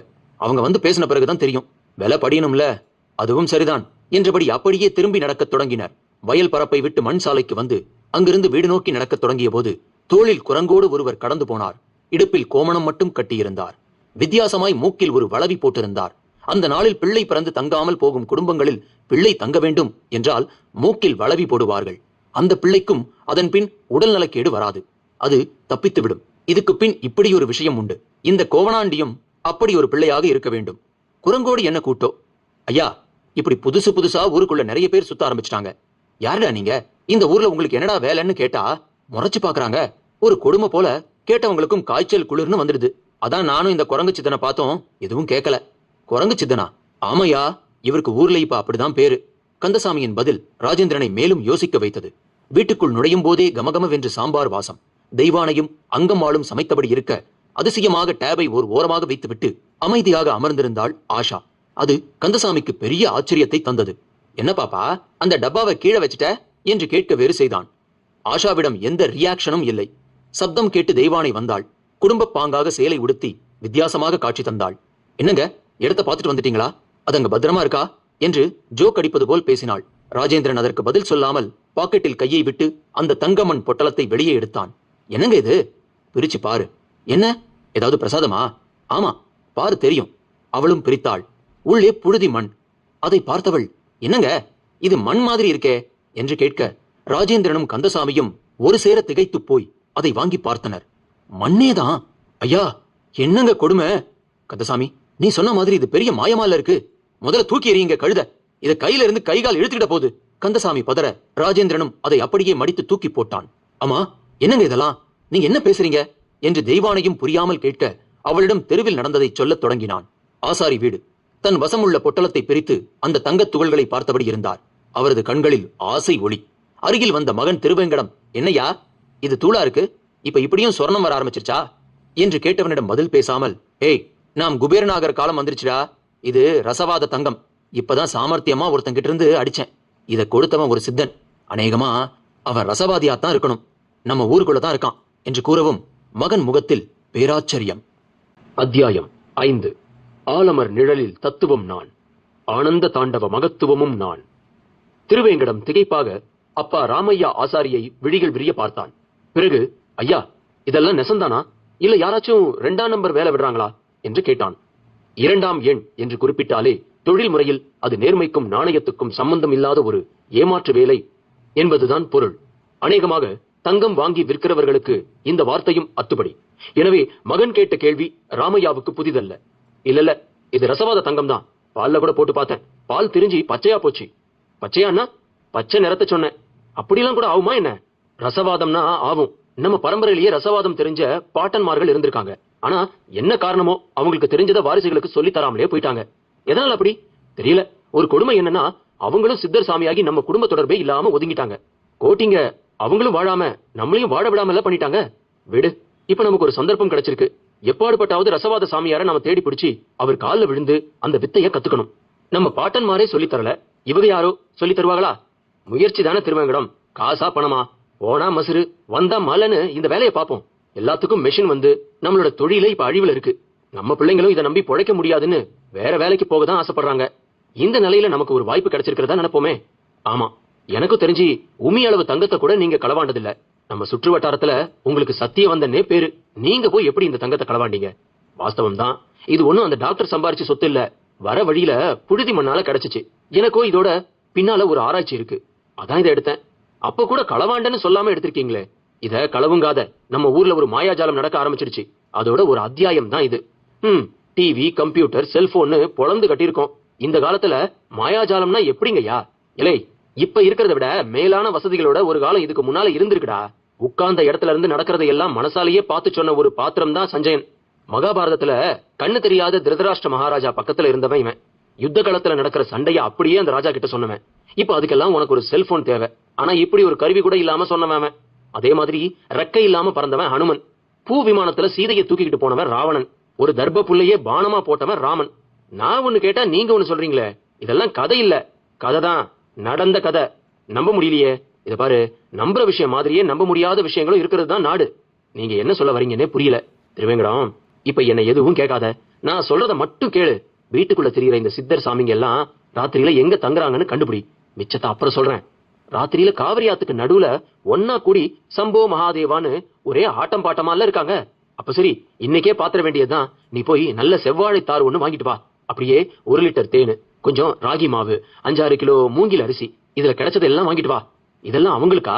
ஆமா, வெறுங்கையோட போவோம், இதோடலாம் தான் போகணும். போய் குருநாதான்னு அப்படியே வெட்டின மரம் மாதிரி காலில் விழுந்துடணும். அப்பா ஒரு முடிவோடு இருப்பது மகனுக்கு புரிந்து விட்டது. ஆனாலும் இதனால் பெரிதாக நல்லது நடந்துவிடும் என்று அவன் ஆழ்மனது ஏனோ நம்ப தயாராயில்லை. சாப்பிட்டு முடித்து அமர்ந்த நிலையில் மனதில் இனம் புரியாத சந்தோஷம். சொந்த ஊரில் பண்ணை வீட்டில் பசியாரி அமர்ந்திருக்கும் ஒரு தருணம் என்பது நிச்சயம் உற்சாகமான தருணம். ராஜேந்திரனும் அதை அனுபவிக்க தொடங்கினான். தாளித்த குழம்பு, வதக்கிய எண்ணெய் கத்திரிக்காய், அதிகம் புளிக்காத தயிரில் வெள்ளரி பச்சடி, எண்ணெயில் பொரித்த உளுந்து அப்பளம், ஒட்டுமொத்த சமையலில் வாயை மணக்கச் செய்த நாட்டுக்கடுகை குறிப்பிட்டே தீர வேண்டும். அப்போது கூட ஒரு கடுகு கடவாய்ப்பல் இடுக்கிலிருந்து நாவால் நெம்பி வெளியேறப்பட்ட நிலையில் பல்லில் சிக்கி அரைபட்டு வாய்க்குள் பெரும் மனம் கும்மென்று பரவி மனதும் மிக ரம்மியமாக அதை அனுபவித்தது. ஒரு சிறு கடுக்கால் இத்தனை இன்பமா? இந்த கடவுளின் சிருஷ்டியை என்னவென்று சொல்வது? ராஜேந்திரன் தன்னை மறந்திருந்த அந்த தருணத்தில் வெளியே கார் வந்து நிற்க அவன் எதிர்பார்த்து காத்திருந்த ராமச்சந்திரன் குரூப் உள்ளே நுழைந்தது. வாங்க வாங்க. என்ன டாக்டர் சார், நீங்க எப்ப வந்தீங்க? உங்களுக்காக தான் காத்துக்கிட்டு இருக்கேன், உட்காருங்க முதல்ல. அவர்களும் அமர சற்று அமரலாம் என்று கருதிய நிலையில் உட்கார்ந்திருந்த தெய்வானை காப்பி போட எழுந்தாள். அம்மா, சிரமப்பட வேணாம், மோர் இருந்தா கொடுங்க, அது போதும். இன்னைக்கு காலையில இருந்து 4 காப்பி குடிச்சாச்சு, வயிறும் ஒரு மாதிரி இருக்கு என்று தடுத்தார் ராமச்சந்திரன். தெய்வானை சிரித்தபடி உள்ளே சென்று மோரோடு வந்தாள். உப்பு போட்டிருக்கா? அப்போ அப்படி வச்சிருங்க. ஏன், உங்களுக்கு உப்பு போடக்கூடாதா? அதெல்லாம் இல்ல, உங்க கையால உப்பு எடுத்துக்கிட்டா அதுக்கு ஏற்ப நாங்க நடந்துகிட்டே தீரணும். இப்ப ஒன்னும் சொந்தம் கொண்டாட வரல, வந்திருக்கிறது நிலம் வாங்க, அதாவது வியாபாரம். ஆகையால அது நல்ல விதமா முடிஞ்சிடட்டும், இந்த உப்பு முறை எடுத்துக்கிறோம். ராமச்சந்திரனின் பேச்சு ராஜேந்திரனுக்கே ஆச்சரியமாக இருந்தது. என்ன ராமச்சந்திரன், இது சாதாரண மோருக்கு பின்னால இவ்வளவு விஷயம் இருக்கா? பின்ன நாங்க நிலம் வாங்க போறது என்ன சாமானிய ஊர்லயா? அன்றாடம் வேதம் படிக்கிற மண்ணாச்சே இது. அதனால இந்த ஊரையே சிவன் சொத்தால நினைக்கிறாங்க. இங்க எல்லாம் சரியா இருக்கணும். எது இப்ப சரியா இல்ல அது எங்களுக்கு தெரியாது. இங்க எதை செய்தாலும் சரியா செய்யணும். செய்ய தவறுனா அது பெரிய பாவம் ஆயிடும்னு கேள்விப்பட்டோம். எனக்கு எல்லாமே புது செய்தியா இருக்கு. போகட்டும், இடத்த பார்க்க புறப்படுவோமா? அவசியம் இல்ல, நாங்க ஒரு தடவைக்கு 3 தடவை பார்த்துட்டோம். விஏஓ ஆபீஸுக்கு போய் ரெக்கார்டுகளையும் செக் பண்ணிட்டோம். நீங்க அனுப்பின ஜெராக்ஸ்களையும் எங்க வக்கீல் பார்த்து முடிச்சு கிரீன் சிக்னல் கொடுத்துட்டாரு. நிலம் வரையில் எந்த வில்லங்கமும் இல்ல. விலை பேசி வாங்கி பத்திரம் பதிஞ்சா முடிஞ்சது. ஆனா ஒரு விஷயம் தான் இடிக்குது. என்ன? உர தொழிற்சாலையை நாங்க இங்க போடும்போது அதுக்கு சில லைசன்ஸ் கிடைக்கிறதுல பிரச்சனை வரா மாதிரி தெரியுது. அதாவது மாசு கட்டுப்பாட்டு துறை. ஆமா, இப்போ பத்திரிகை டிவில எல்லாம் கூடி கூடி பேசுறதுன்னு ஒரு விஷயம் உருவாகி இருக்கு. அதனால விழிப்புணர்வு உருவாகுது. அதுல ஒரு விஷயம், சுத்தமான ஆறுகள் ஓடுற ஒரு இடத்துல ரசாயனம் கலக்கிற தொழிற்சாலைகளை அனுமதிக்கிற விஷயம். அப்போ எங்க தான் அதை ஆரம்பிக்கிறதா? எங்க வேணா ஆரம்பிக்கலாம், ஆனா சூழ்நிலையை கெடுக்காம உற்பத்தி பண்ணணும், அவ்வளவுதான். அப்போ உங்க தொழில கெடுக்கிற விஷயம் உண்டா? கொஞ்சம் உண்டு. அதை திருத்திக்கவும் இடம் இருக்கு. சாக்கடை தண்ணியவே இப்ப பன்னீரா மாத்திடலாம். அந்த அளவு தொழில்நுட்பம் வளர்ந்துருக்கு. சரி, என்னதான் முடிவு பண்ணிருக்கீங்க? எங்களுக்கு ஒரு இடம் ரொம்ப தோது. விவசாய நிலங்கள் இருக்கிற இடத்துலதான் எங்களுக்கு ஜோலி. ஆகையால் வாங்குறதுல 2வது கருத்து இல்ல. எங்களுக்கும் லைசன்ஸ் சர்டிபிகேட்னு சிக்கல்கள் இருக்கிறத சொன்னேன். அப்போ முடிச்சிருவோம். நானும் 2 நாள்ல சென்னை போகணும். அங்க என் பேஷண்ட்டுக்கு ஆபரேஷன் பிக்ஸ் பண்ணிருக்கு. நான் கட்டாயம் பேசிடலாமா? சரி, அப்போ ரேட் பேசிடலாமே. இதுல பேச என்ன இருக்கு? ஏக்கர் 50 லட்சம் தான் போன்லயே சொல்லிட்டேனே. அதுல எந்த ஆட்சேபனையும் இல்ல. ஆனா தொகைய செக்கா தான் தர முடியும். எல்லாமே முறையா வெள்ளையா தான் இருக்கும். ஆட்சேபனை இல்லையே. அப்படியே செஞ்சிருவோம். இந்த ஐடி காரங்களை நினைச்சு பயப்பட வேண்டாம்ல. அவர்களுக்கும் உடன்பாடு ஏற்பட்ட நிலையில் யதார்த்தமாக தெய்வானை மகள் ஆஷா எங்கே என்று பார்த்தாள்.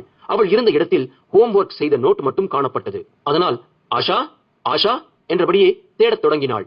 வீட்டினுள் எங்கும் இல்லை. வெளியில் வாசல் முகப்பிலும் காணவில்லை.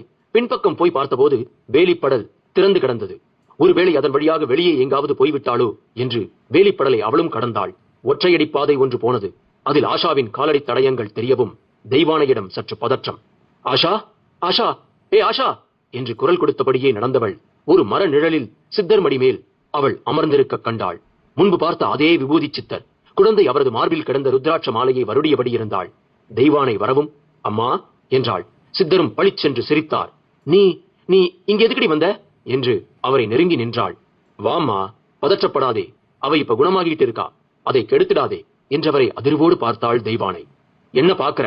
உன் கணவனோட மோட்டார் பைக்ல முன்னால உட்கார்ந்து போனப்ப தெருவுல இவ பார்த்த விபத்தும் அதுல இவளுக்கு பேச்சு போய் பிரமை பிடிச்சதும் எனக்கு தெரியும். இப்பதான் கொஞ்சம் கொஞ்சமா குணமாகி இருக்கா. இருந்தாலும் அப்பப்ப ராத்திரியில எழுந்து உட்கார்ந்து அழுறா. ஆமாந்தானே? ஆமா. இதெல்லாம் உங்களுக்கு எப்படி தெரியும்? இவளுக்கு வைத்தியம் பண்ணினவன் என் பக்தன்.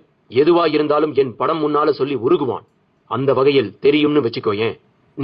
நீங்க யாரு? பார்த்தா தெரியலையாமா? பாழும் மனுஷனாய் பிறந்துட்டு கர்ம கணக்கை தீர்க்க போராடிக்கிட்டு இருக்கிற ஒரு ஜீவாத்மாமா. இது என்ன வேஷம்? விபூதி ஆடைமா. உனக்கு சொன்னா புரியாது. ஏன், பார்க்க பயமா இருக்கா? ஆமா. பயப்படாதே. பெரிய பெரிய காரியம் எல்லாம் பண்ண போற நீ பயப்படலாமா? நான் பெரிய காரியம் பண்ண போறேனா? பின்ன அதுக்குதானே இந்த ஊருக்கு வந்திருக்க. உங்க பேச்சை எப்படி எடுத்துக்கிறதுனே தெரியலையே. யாரோ ஒரு சித்தர் புழுதி மண்ணை வச்சு கண்கட்டி வித்த காட்டியிருக்காரு. நீங்க இப்ப இப்படி சொல்றீங்க. உங்களுக்கு என்னதான் வேணும்? தெய்வானை சற்று காட்டமாகவே கேட்க சிரித்தபடி அவர் சொன்னார், மழைலிங்கமா என்று. அத்தியாயம் 6. அன்பெனும் பிடிக்குள் அடைக்கலம் நான், அறிவெனும் ஒளிக்குள் விசைக்கதிர் நான். மழைலிங்கம் என்று அவர் சொல்லவும் புரியாமல் பார்த்தாள் தெய்வானை. என்ன பாக்குற? மழைலிங்கம் பத்தி நீ கேள்விப்பட்டதில்லையா? போய் உன் புருஷனோட சொந்தக்காரங்க கிட்ட கேளு, சொல்லுவாங்க. அவங்க கிட்ட கேட்கறது இருக்கட்டும், நீங்களே சொல்லுங்க. ராமலிங்கம், ஜோதிலிங்கம், சக்கரலிங்கம்னு நான் கேள்விப்பட்டிருக்கேன். மழைலிங்கம்னு கேள்விப்பட்டதே இல்ல. வாஸ்தவம் தான், ரொம்ப பேருக்கு தெரியாதுமா. எங்களுக்கு எல்லாம் குருநாதரான அகத்தியர் காவிரி ஆத்து மண்ணில செஞ்ச மண்லிங்கம் தான் பின்னால் மழைலிங்கம் ஆச்சு. அதை அவர் இந்த ஊரோட ஈசானியத்துல வச்சு பூஜை செஞ்சாரு. ஆனா இப்ப அது எங்க போனதுன்னே யாருக்குமே தெரியல. சரி, அந்த லிங்கத்துக்கும் எனக்கும் என்ன சம்பந்தம்? என்கிட்ட எதுக்கு அதை பத்தி எல்லாம் சொல்றீங்க? இருக்குமா, போக போக உனக்கு தெரிய வரும். தெளிவா தெரிஞ்சுக்கணும்னா உன் வீட்டுல இருக்கிற ஏட்டுக்கட்டை எடுத்து படி, தெரிஞ்சிடும். ஏட்டுக்கட்டை பற்றி அவர் சொன்னதும் அவளுக்கு சுரீர் என தைத்தது. சாமி, அது எப்படி உங்களுக்கு தெரியும் என்று ஈனசுரத்தில் கேட்டாள். அஷ்டமா சித்திகள்னு ஒரு வரிசை இருக்குமா. அணிமா, மகிமா, கரிமா, லஹிமா, பிரகாமியம், பிராப்தி, வசியம், ஈசத்லம்னு 8 சித்திகள். அதைத்தான் அஷ்ட சித்தின்னு சொல்லுவாங்க. அதுல வசியம் சீக்கிரம் வசப்பட்டுடும். ஆனாலும் அதுக்காக இந்த உடம்பையும் மனசையும் ரொம்பவே கட்டி போடணும். நான் வசியத்துல பேர் எடுத்தவன். ஒருத்தரை பார்த்த மாத்திரத்துல அவங்க மனசுல நினைக்கிறத சொல்லிடுவேன். நான் உன்னோட பேசும்போது நீயும் அதெல்லாம் நினைச்சியா? அதான் சட்டுன்னு சொல்லிட்டேன். மனசுல நான் நினைக்கிறது உங்களுக்கு எப்படி கேட்கும்? கேட்கும்மா. யோக உடம்பா இருந்தா இந்த உலகத்துல பலதும் நாம் நினைக்கிறபடி நடக்கும்மா. அதெல்லாம் பெரிய விஷயமே இல்ல. உங்க பேச்சு எனக்கு ஒரு படபடப்பை தருது. ஆஷா, வா போலாம். நான் வர சாமி, என்னை விட்டுடுங்க. தாராளமா இப்ப போமா. ஆனா இந்த ஊரை விட்டு நீ போக முடியாது. இங்க உன்னால நிறைய காரியம் நடக்க வேண்டியது இருக்கு. போதும், எதையாவது சொல்லாதீங்க. ஆஷா, வா. அவளை இழுத்து தூக்கி கொண்டவள் வந்த வழியில் திரும்பி நடந்தாள், மிக வேகமாய். பார்த்து போமா என்றார் அவர் நிதானமாய். ஆஷாவோடு கொல்லைப்புறத்திலிருந்து வந்தவளை பார்த்த ராஜேந்திரன், என்ன தெய்வானை, ஆஷா பின்பக்கமா எங்கேயாவது வழி தவறி போயிட்டாளா என்று கேட்டான். நிலம் வாங்க வந்திருந்த ராமலிங்கம் கூட்டணி போயிருக்கவில்லை. அவர்களை பார்த்தவள் விபூதி சித்தரோடு பேசிய பேச்சுக்களை அவர்கள் முன்னால் பேச வேண்டாம் என்கிற எண்ணத்துக்கு வந்து ஆமாங்க என்றாள். இல்லப்பா, நான் ஒரு சாமியார் தாத்தாவோட விளையாடிக்கிட்டு இருந்தேன் என்றாள் ஆஷா பளிச்சென்று. அவள் அதுபோல் தடுமாற்றம் இல்லாமல் பேசியதை கேட்ட ராஜேந்திரனுக்கு திகைப்பு. தெய்வானையும் திகைப்பை காட்டினாள். யார் அந்த சாமியார் தாத்தா? தெய்வானையிடம் கேட்க, அது யாரோ தெருவுல போற ஒருத்தருங்க. உடம்பு பூரா விபூதி பூசிக்கிட்டு வெள்ளை பூதம் மாதிரி பார்க்கவே ஒரு மாதிரி இருக்காருங்க. உடம்பு பூரா விபூதி பூசிக்கிட்டு வெள்ளையாவா? ராமலிங்கம் தான் இப்படி கேட்டார். அவர் கேட்ட விதமே அவருக்கும் அந்த விபூதி சித்தரை தெரியும் என்பது மாதிரி இருந்தது. ஆமாங்க என்றாள் தெய்வானை. ராஜேந்திரன் சார், வர வழியில நாங்களும் அவரை பார்த்தோம். எங்க கார் முன்னால வந்து மறிச்சு நிறுத்தினாரு. நிஜமாவே பயந்துட்டோம். அப்புறம் யாரோ மனநோயாளின்னு கடந்து வந்தோம். ஆனா அந்த மனுஷன் தெளிவா ஒரு விஷயம் சொன்னாரு. ராமலிங்கம் புதிர் போட்டார். என்ன சார்? என்ன, இடம் வாங்க வந்திருக்கியா? அது உன்னால முடியாது. எங்களுக்கும் ஒன்னும் புரியல. இது நீங்க இதுவரை சொல்லவே இல்லையே. அட என்னங்க நீங்க, ஒரு மனநோயாளி ஏதோ உளறி இருக்காருன்னு நினைச்சு நாங்க அதை பெருசா எடுத்துக்கல. ஆனா இப்ப இவங்க சொல்லவும் தான் அவர் ஞாபகம் வந்தது. அதான் சொன்னேன். ராமலிங்கத்தின் பேச்சை கேட்ட மறுநொடி விறுவிறு என்று வீட்டின் பின்பக்கம் செல்ல தொடங்கினான் ராஜேந்திரன். தெய்வானையும் ஓடினாள். எங்க போறீங்க? அந்த ஆளை பார்க்கத்தான். ஒருத்தன் தெருவுல புழுதியை கொடுத்து மிரட்டான், இன்னொருத்தன் கொல்லப்புறம் வந்து மிரட்டானா? விஞ்ஞானம் எவ்வளவு வளர்ந்தாலும் இவங்க அடங்க மாட்டேங்கிறாங்களே. நடந்தபடியே பேசிய ராஜேந்திரன் வார்த்தைகளில் அனல். ஐயோ வேணாங்க, நீங்க வாங்க. தெய்வானை தடுக்க பார்த்தாள். அவன் கேட்கவில்லை. அதேவேளை அந்த விபூதி சித்தரையும் அங்கே பார்க்க முடியவில்லை. இருவரையும் பின் தொடர்ந்து வந்த ராமலிங்கத்துக்கும் சற்று ஏமாற்றமாகவே இருந்தது. கண்ணாமூச்சி விளையாடுறாங்க, போலீஸ்ல புகார் பண்ண வேண்டியதுதான் என்றபடியே திரும்ப தொடங்கினான் ராஜேந்திரன். எதிரில் இமை விலகாமல் பார்த்தபடி நிற்கும் ராமலிங்கத்திடம் கொஞ்சம் சலனம். என்ன சார், இதெல்லாம் உங்களுக்கு குழப்பம் தருதா? அப்படி இல்ல, எனக்குள்ள இப்ப வேற ஒரு கோணம். இருவரும் கொல்லைப்புற ஒற்றையடி பாதையில் நடந்தபடியே பேசத் தொடங்கினர். என்ன கோணம் அது? உங்க இடத்தை நாங்க வாங்குறது யாருக்கோ பிடிக்கல போல தெரியுது. அவங்க இப்படி மாய்மாலமா ஏதோ செய்து பயமுறுத்த பாக்குறாங்கன்னு நினைக்கிறேன். ஆச்சரியமா இருக்கே. அது யாரு? ஏன் வேற யாரும் இந்த இடத்தை உங்ககிட்ட வாங்க முயற்சி செய்யலையா? ஒருத்தர் முயற்சி செய்தார். விவசாயம் பண்ண போறது இல்ல, போர் போட்டு தண்ணி எடுத்து சுத்தப்படுத்தி கேன்ல அடைச்சு வீடு வீடா கொடுப்பேன்னு சொன்னாரு. நான் சம்மதிக்கல. அது ஒரு வித தண்ணி திருட்டுங்கிறது என் எண்ணம். நீங்க செஞ்சது சரிதான். இது அவரோட வேலையா கூட இருக்கலாம். இருவரும் வீட்டுக்குள் நுழைந்த நிலையில் பழையபடி ஹாலில் அமர்ந்தனர். ஓர் ஆச்சரியம் போல் ஆஷா வெளியே நின்று கொண்டிருந்த கந்தசாமியின் சைக்கிள் மேல் ஏறி அமர்ந்து கொண்டு அதை ஓட்டும் பாவனையில் இருந்தாள். அவள் முகத்தில் பெரும் உற்சாகம். கால் இரண்டும் பெடலை வேகமாக மிதித்தபடி இருக்க ஸ்டாண்ட் போட்டு நிறுத்தப்பட்டிருந்த சைக்கிளின் பின் சக்கரம் கிர் என்று சுற்றிக் கொண்டிருந்தது. ராஜேந்திரனிடம் ஒரே திகைப்பு. அந்த காட்சியை தெய்வானையும் பார்த்தாள். அவளிடமும் பிரமிப்பு. தெய்வா என்று ஏதோ சொல்ல வந்தவன் ராமலிங்கம் பக்கம் திரும்பியவனாக, அப்புறம் சார், நம்ம அடுத்த கட்டத்துக்கு போலாம் தானே என்று ஆரம்பித்தான். எங்களுக்கு எந்த ஆட்சேபனையும் இல்ல. எப்ப ரெஜிஸ்ட்ரேஷனை வச்சுக்கலாம்னு நாங்க நாள் பார்த்து சொல்றோம். நீங்க அப்ப வந்து கையெழுத்து போட்டா போதும். அப்பவே மொத்த பணத்தையும் செட்டில் பண்ணிடுவோம். இப்ப அட்வான்ஸ் கொடுத்துடுறோம் என்று ராமலிங்கம் 5 லட்சம் ரூபாய்க்கு ஒரு செக்கை எடுத்து நீட்டினார். 5 லட்சமா? ராஜேந்திரன் கேட்டபடியே வாங்கினான்.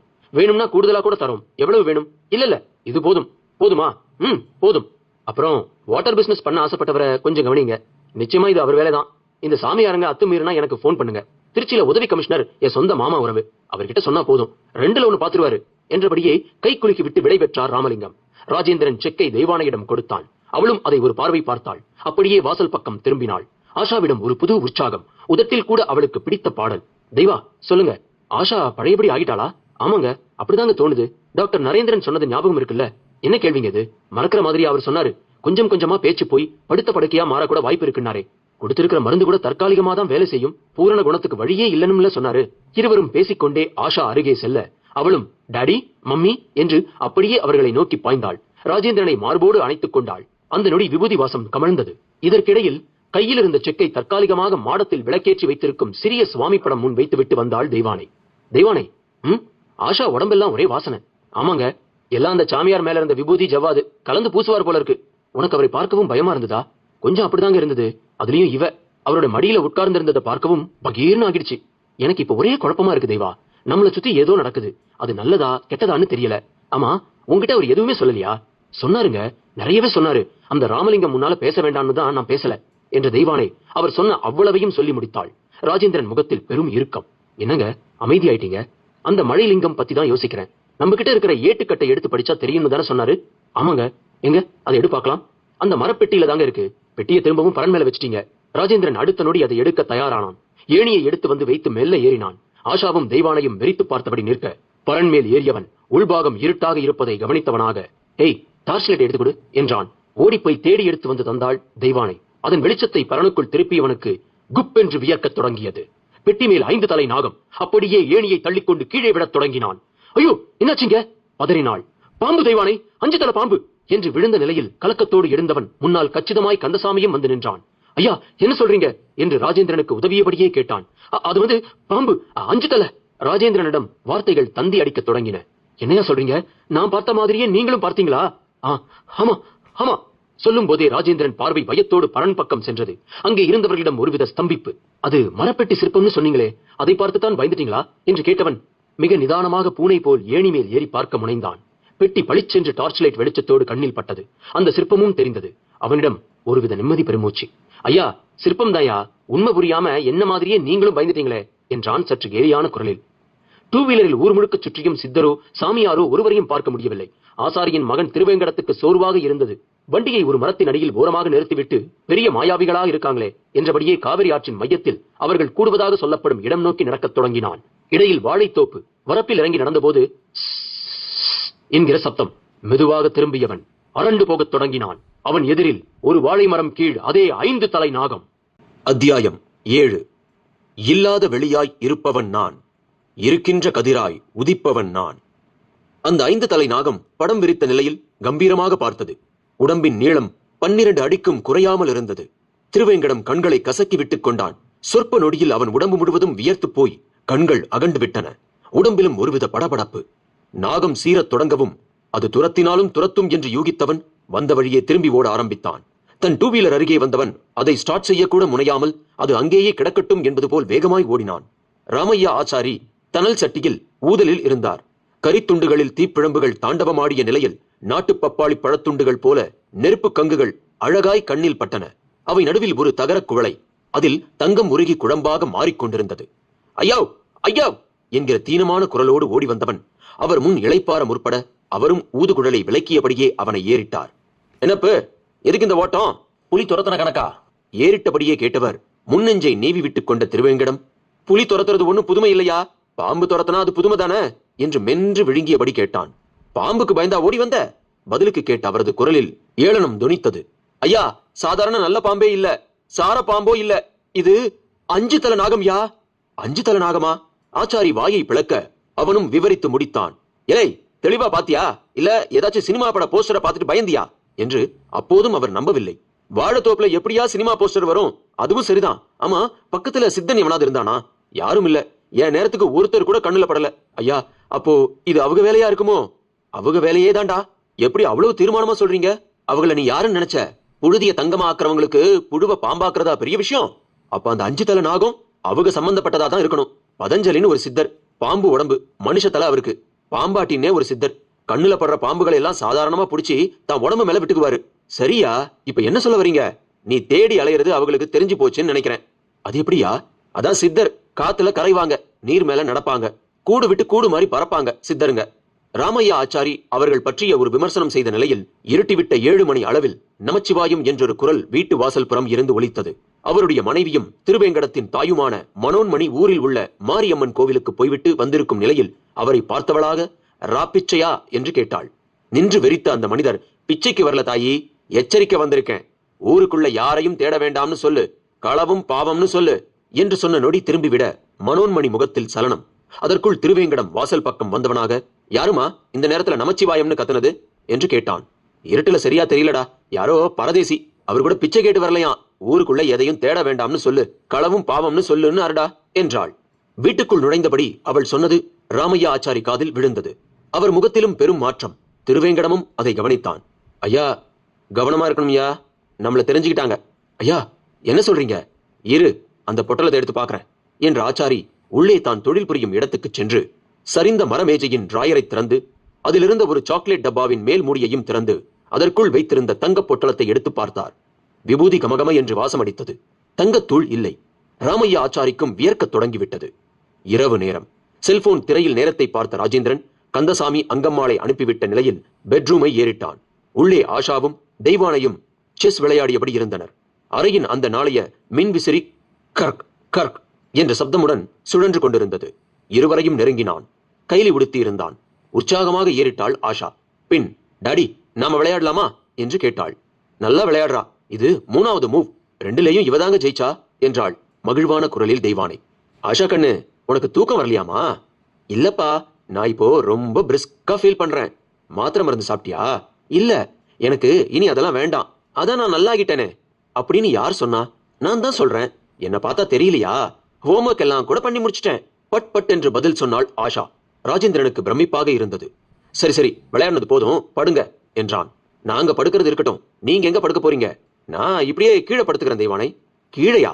அவள் சற்று பயந்தாள். இன்னைக்கு ஒரே நாள் தானே, அப்ப நாளைக்கே நம்ம ஊருக்கு கிளம்பிடுறோமா? வந்த வேலை முடிஞ்சிருச்சே, கிளம்ப வேண்டியதுதான்.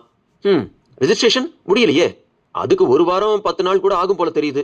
அதுவரை இங்க நமக்கு என்ன வேலை? என்னங்க, நடக்கிறதெல்லாம் பார்த்து நீங்களா வேகமா ஒரு முடிவுக்கு வந்துட்ட மாதிரி தெரியுதே. அதுவும் ஒரு காரணம் தான் தெய்வானை. நம்ம சுத்தி வினோதமா என்னென்னவோ நடக்குது. அதை பத்தி யோசிக்கவே எனக்கு குழப்பமா இருக்கு.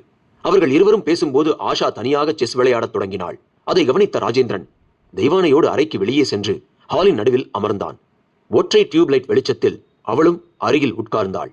எனக்கு என்னமோ ஆஷாவை பார்க்கும்போது எல்லாம் நல்ல விதமா நடக்கிற மாதிரி தான் தெரியுது. அவ எவ்வளவு எனர்ஜெட்டிக்கா இருக்கா தெரியுமா? இதை நான் ஒரு நம்பிக்கையா மட்டும்தான் வச்சிருந்தேன். புரியுது, ஆஷா எனக்கே ஆச்சரியம் தரா. நானும் ஒரு டாக்டர் தானே, இது எப்படி சாத்தியம்னு யோசிச்சுக்கிட்டே இருக்கேன். யோசிக்க என்ன இருக்கு, எல்லாம் இந்த வீட்டுக்கு வந்த வேலை. அப்ப அந்த விபூதி சித்தர்? ராஜேந்திரன் கேட்கவும் தெய்வானை பதில் கூற தெரியாமல் வெடித்தாள். அவனே தொடர்ந்தான். இப்பவும் சொல்றேன் தெய்வானை, அந்த பரன் மேல 5 தலை நாகத்தை நான் பார்த்தது நிஜம். ஆனா அது பொம்மையா மாறி போனது எப்படின்னு எனக்கே தெரியல. ஆங்கிலத்துல இல்யூஷன் ஒரு வார்த்தை இருக்கு, தமிழ்ல அத பிரமைன்னு சொல்லுவாங்க. அப்படி ஒரு பிரமையான்னு எனக்குள்ள கேள்வி ஓடுது. சுருக்கமா சொல்ல போனா, இன்னைக்கு பகல் பொழுது நடந்த ஒவ்வொரு விஷயமுமே புரியாத புதிர். எதையும் கொஞ்சம் கூட புரிஞ்சுக்க முடியல. உண்மைதாங்க, எனக்கும் எதுவும் புரியல. மழைலிங்கம்னு ஒண்ணு இந்த ஊர்ல இருக்கிறதாவும் அதை தேடித்தான் வந்திருக்கேன்னு சித்தர் சொன்னாரு. அந்த லிங்கத்தை தேடி வந்த அவங்களுக்கும் நமக்கும் என்னங்க சம்பந்தம்? குறிப்பா எனக்கு என்ன சம்பந்தம்? நாம இந்த ஊரை விட்டு போக முடியாதுன்னா என்ன அர்த்தம்? ஏன் போக முடியாது? எதுக்குமே சரியான விடை தெரியல. ஒருவேளை அந்த ஏட்டுக்கட்டை எடுத்து பார்த்தா ஏதாவது தெரியுமா? தெய்வானை அங்கு தொட்டு இங்கு தொட்டு இறுதியாக ஏட்டுக்கட்டிடம் வந்து நின்றாள். அதை சொன்ன உடனேயே அந்த பெட்டியும் 5 தலை நாகமும் தான் திரும்ப நினைவில் வந்தன. அவன் முகம் மாறத் தொடங்கியது. அப்போது வீட்டு வாசலில் நமச்சிவாயம் என்கிற குரல். இருவருமே ஒருவரை ஒருவர் பார்த்து கொண்டனர். திரும்பவும் நமச்சிவாயம் என்ற குரல். ராஜேந்திரன் மெல்ல எட்டி பார்த்தான். வாசற்புறம் தலையில் தம்புரான் மாதிரி தலைப்பாகையோடு காவி கட்டிய மனிதர், தோளில் ஜோல்னாப்பை, நெற்றியில் பளிச்சென்று திருநீரு, கழுத்தில் உலோக சிவலிங்கம். அவர் திரும்ப குரல் கொடுத்தார், நமச்சிவாயம். ராஜேந்திரன் வெறித்து பார்த்தான். யாசகத்துக்கு வந்தது போல் தெரியவில்லை. மதிப்பிற்குரிய தோற்றம். யார் சாமி நீங்க இந்த நேரத்துல? நான் ஒரு சிவனடிமைங்க, திருவண்ணாமலையிலிருந்து வரேன். இன்னைக்கு ஒரு ராத்திரி இந்த திண்ணையில படுத்துக்கலாமா? பொழுது விடிஞ்ச உடனே போயிடுவேன். அந்த மனிதர் கேட்ட விதமே மிக இதமாய் இருந்தது.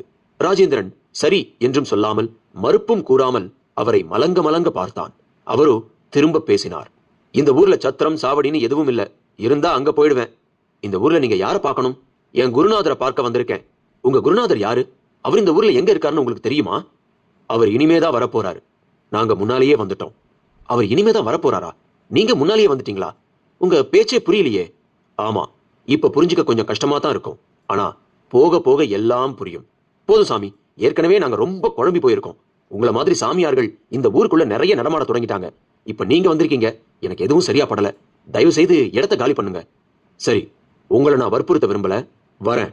அவர் திரும்ப தொடங்க, நில்லுங்க சாமி என்றபடியே வந்தாள் தெய்வானை. அவரும் நின்றார். நீங்க தாராளமா இந்த திண்ணையில தங்கிக்கோங்க என்றவள் ராஜேந்திரனை உள்ளே வரும்படி சைகை காட்டினாள். அவனும் சென்றான். அவர் திண்ணையில தானே தங்குறேங்கிறாரு, நமக்கு ஒரு காவல் மாதிரி ஆச்சுல்ல, அதான் சொன்னேன். எனக்கு என்னவோ நீங்க தனியா கீழே படுத்துக்கிறது சரியா படலைங்க என்று அவரை தங்கச் சொன்னதற்கான காரணத்தை கூறினாள். இந்த மாதிரி சாமியார்களால தான் நமக்கு குழப்பமே. நீ இவரை போய் காவல்ங்கிறிய தெய்வானே? காவல் தாங்க. நீங்க வேற 5 தலை நாகத்தை பார்த்த பயத்துல இருக்கீங்க. இந்த ராத்திரியில ஒருவேளை அந்த பாம்பு மறுபடியும் கண்ணுல பட்டா பயமுறுத்தாத. அது நிஜமா பிரம்மையானே புரியாம இருக்கேன். அவர்கள் தங்களுக்குள் பேசிக்கொள்ள அந்த மனிதர் வாசல் பக்கம் இருந்து திரும்பவும் நமச்சிவாயம் என்றார். இம்முறை தெய்வானை சென்றாள். அவர் திண்ணையில் காவித்துண்டை விரித்து சம்மணமிட்டு அமர்ந்திருந்தார். தெய்வானை வரவும், குடிக்க கொஞ்சம் தண்ணி கிடைக்குமா என்று கேட்டார்.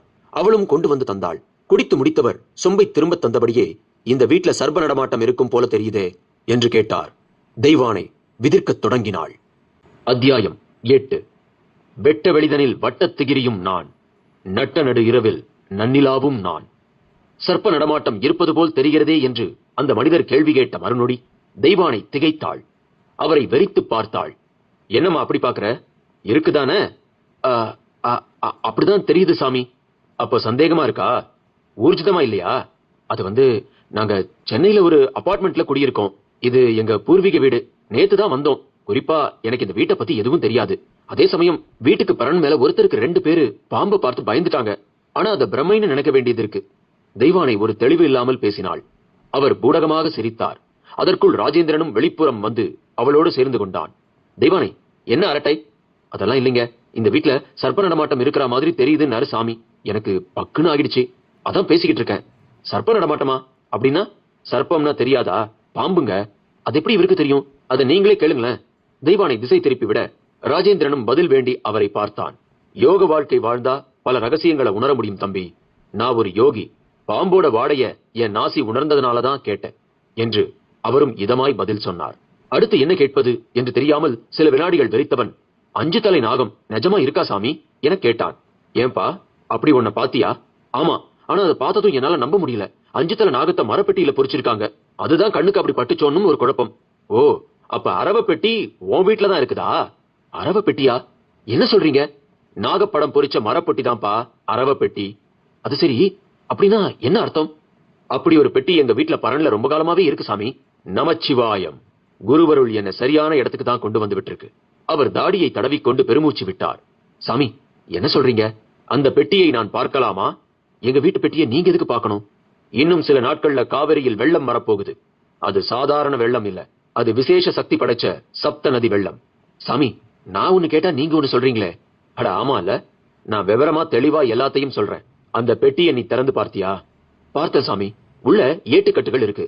ஒன்ன மட்டும் எடுத்து பார்த்தேன். அம்பலத்து மாயங்கள்னு மேல எழுதி இருந்தது. ஊடுருவி படிக்க முடியல. புரியாத எழுத்துங்க. சபாஷ் சபாஷ். எது கிடைக்கணுமோ அது கிடைச்சிடுச்சு. குருநாதர் ரொம்ப சந்தோஷப்படுவார். தொடர்ந்து புரியாத மாதிரியே பேசிட்டு போறீங்க. இந்த ஊருக்கு வந்ததுல இருந்து நாங்களும் குழம்பிக்கிட்டே இருக்கோம். நிம்மதியா தூங்கலாம்னா இப்படி தேடி வந்து பாம்பு நடமாட்டம் இருக்கான்னு கேட்டு என்னென்னவோ சொல்றீங்களே சாமி. ராஜேந்திரன் வாய்விட்டு புலம்பினான். அவர் எழுந்தார். பிறகு எல்லா குழப்பமும் கொஞ்ச நேரத்துல நீங்கிடும்பா. முதல்ல நான் அந்த பெட்டியை ஒரு பார்வை பார்த்துக்கிறேன். அதை காவல் காத்துக்கிட்டு இருக்கிற பதஞ்சலி நாகத்தை தான் நீ பார்த்திருக்க. பெரிய பாக்கியம். காலம் கடந்து வாழற சித்தர்களை எந்த வடிவத்துல பார்க்கிறதும் பாக்கியம்தான். அதை தெரிஞ்சுக்கோ என்றவர் உள்ளே நுழைய தயாரானார். ராஜேந்திரனும் அழைத்துச் சென்றான். அங்கே செஸ் விளையாடிய ஆஷா அப்படியே தூங்கிவிட்டிருந்தாள். அரை கதவை சாத்திவிட்டு வரும்படி அவர் சைகை காட்டவும் தெய்வானை அப்படியே செய்தாள். பின்னர் ஏணி வைத்து மேலே ஏறி பார்த்தார். பெட்டி தெரிந்தது. இறங்கினார். அதன் முன் சாஷ்டாங்கமாக விழுந்து வணங்கினார். அதன் பின் மெல்லத் திறந்தார். உள்ளே ஏராளமான ஏட்டுக்கட்டுகள். ஒருவித மூலிகை வாசம் கும் என்று எழுந்தது. ஒரு கட்டின் மேல் சொர்ண ஜால திரட்டு குறிப்பு என்று இருந்தது. இன்னொன்றின் மேல் தசமகாவித்தை என்கிற குறிப்பு, மற்றொன்றில் பஞ்சபூத வசியம் என இருந்தது. இப்படியே ஒவ்வொன்றின் மேலும் ஒவ்வொரு தலைப்புகள். அவ்வளவையும் எடுத்து கண்களில் ஒற்றிக்கொண்டார். அந்த நொடி புஸ் என்று ஒருவித சீற்றம். சப்தம் வந்த திசையை பார்த்தபோது கொல்லைப்புற கதவுக்கு அப்பால் அந்த 5 தலை நாகம் படம் விரித்து நின்றிருந்தது. அதை பார்த்த நொடி தெய்வானை ராஜேந்திரனை நெருங்கி கட்டிக்கொண்டாள். இந்த மனிதரோ நமச்சிவாயம் நமச்சிவாயம் என்று கூறியபடியே சாஷ்டாங்கமாய் கீழே விழுந்து அந்த பாம்பை கும்பிடத் தொடங்கினார். ராஜேந்திரன் தெய்வானையையும் கும்பிடச் சொன்னார். அவர்களும் பதற்றம் குறையாது கீழே விழுந்து வணங்கினர். அடுத்த நொடி அந்த நாகத்தை காணவில்லை. சாமி, பயப்படாதீங்க. என்னை பார்க்கவும் சாமி போயிட்டாரு. சாமியா? ஆமா, அந்த சர்ப்பம் ஒரு சித்தர் சாமி. இவ்வளவு நாளா ஏட்டு பெட்டிக்கு காவல் இருந்திருக்காரு. காவலா? காவல் காக்கிற அளவு இந்த பெட்டி அவ்வளவு விசேஷமானதா? என்னப்பா அப்படி கேட்டுட்ட? இது ஒரு சித்தர் புதையல். ரசவாத ரகசியத்திலிருந்து சிதம்பர ரகசியங்கள் வரை எல்லா ரகசியங்களும் இதுக்குள்ள அடக்கம். அந்த ரகசியங்களால என்ன பிரயோஜனம்? ஒரே ஒரு விஷயத்தை மட்டும் சொல்றேன், கேட்டுக்கோ. செப்டம்பர் 13ஆம் தேதி தொடங்கி 25ஆம் தேதி வரை காவேரியோடு இந்த உலகத்தோட எல்லா நதிகளும் ஒன்னா கலக்க போகுது. அந்த ஆத்துல நாம் நீராடும் போது இந்த உடம்பால மனசாலன்னு செஞ்ச அவ்வளவு பாவங்களும் போயிடும். அதிலேயும் குறிப்பிட்ட காலகட்டத்துல செய்யற ஸ்நானம் மிகப்பெரிய வலிமையை ஆத்மாவுக்கு தரும். இது ஒரு அற்புதமான தருணம். நானும் என்னை போல் சித்த புருஷர்கள் பலரும் இந்த மகேந்திர மங்கலத்துக்கு அதுக்காகத்தான் வந்திருக்கோம். காவிரி மாதா பாயிர எல்லா இடங்களும் இந்நாட்கள்ல மிகப்பெரிய புனிதமானதா மாறிடுது. அதுல மகேந்திர மங்கல பகுதி காவிரி ரொம்ப விசேஷமானது. ஏன்னா இது தினமும் வேதம் ஓதப்படுற இடம். இங்கதான் காஞ்சி மகா பெரியவர் தனக்கான வேத பாடத்தையே படிச்சார். ஒரு காலத்துல இது போல எல்லா நதிகளும் ஒன்னா கலக்கிற காலகதி வந்தபோது பாவங்கள் அதிகமா காணப்பட்டதால் காவிரியில் வெள்ளம் வரல, வெப்பம் அதிகமாகி வறட்சி தாண்டவமாடிச்சு. அப்படி ஒரு நிலையில் மனித இனம் அழிஞ்சிடக் கூடாதுன்னு எல்லா சித்த புருஷர்களும் ஒன்னா சேர்ந்து பிரார்த்தனை செய்தார்கள். அந்த சூழல்ல அகத்தியரும் வந்து சேர்ந்தார். காவிரி உருவாகவே அவர்தான் காரணம்.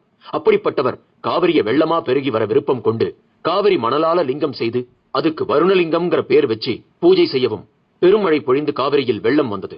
அப்படி வரவும் மற்ற நதிகள் ஆவி வடிவில காவிரியில கலந்து புஷ்கரம்ங்கிற ஒரு நிகழ்வு உருவாக்க, அந்த நிகழ்வுல பல்லாயிரக்கணக்கான பேர் தங்கள் பாவங்களை போக்கிக்கிட்டாங்க. இந்த மண் மேல பாவங்களோட பாரம் இல்லாத சூழல் உருவாச்சு. இப்படி செய்யறதுக்கு பூமியை சமன் செய்யறதுன்னு பேர். இதை சராசரி மனிதர்களால் செய்ய முடியாது. சித்த புருஷர்களாலேயும் யோகிகளாலேயும் தான் முடியும். கொஞ்சமும் சுயநலம் இல்லாம உலக உயிர்கள் நலமா வாழச் செய்யற ஏற்பாடு இது என்றவர் 144 ஆண்டு அதிசயமான மகா புஷ்கரம் நடக்கிற வேளை இப்போ காவேரி இருக்கிற நிலை தெரியும் தானே என்று கேட்டார். வறண்டு போய் கிடக்குதே சாமி. கேட்டா மழை இல்லைன்னு கர்நாடகக்காரன் சொல்றான்.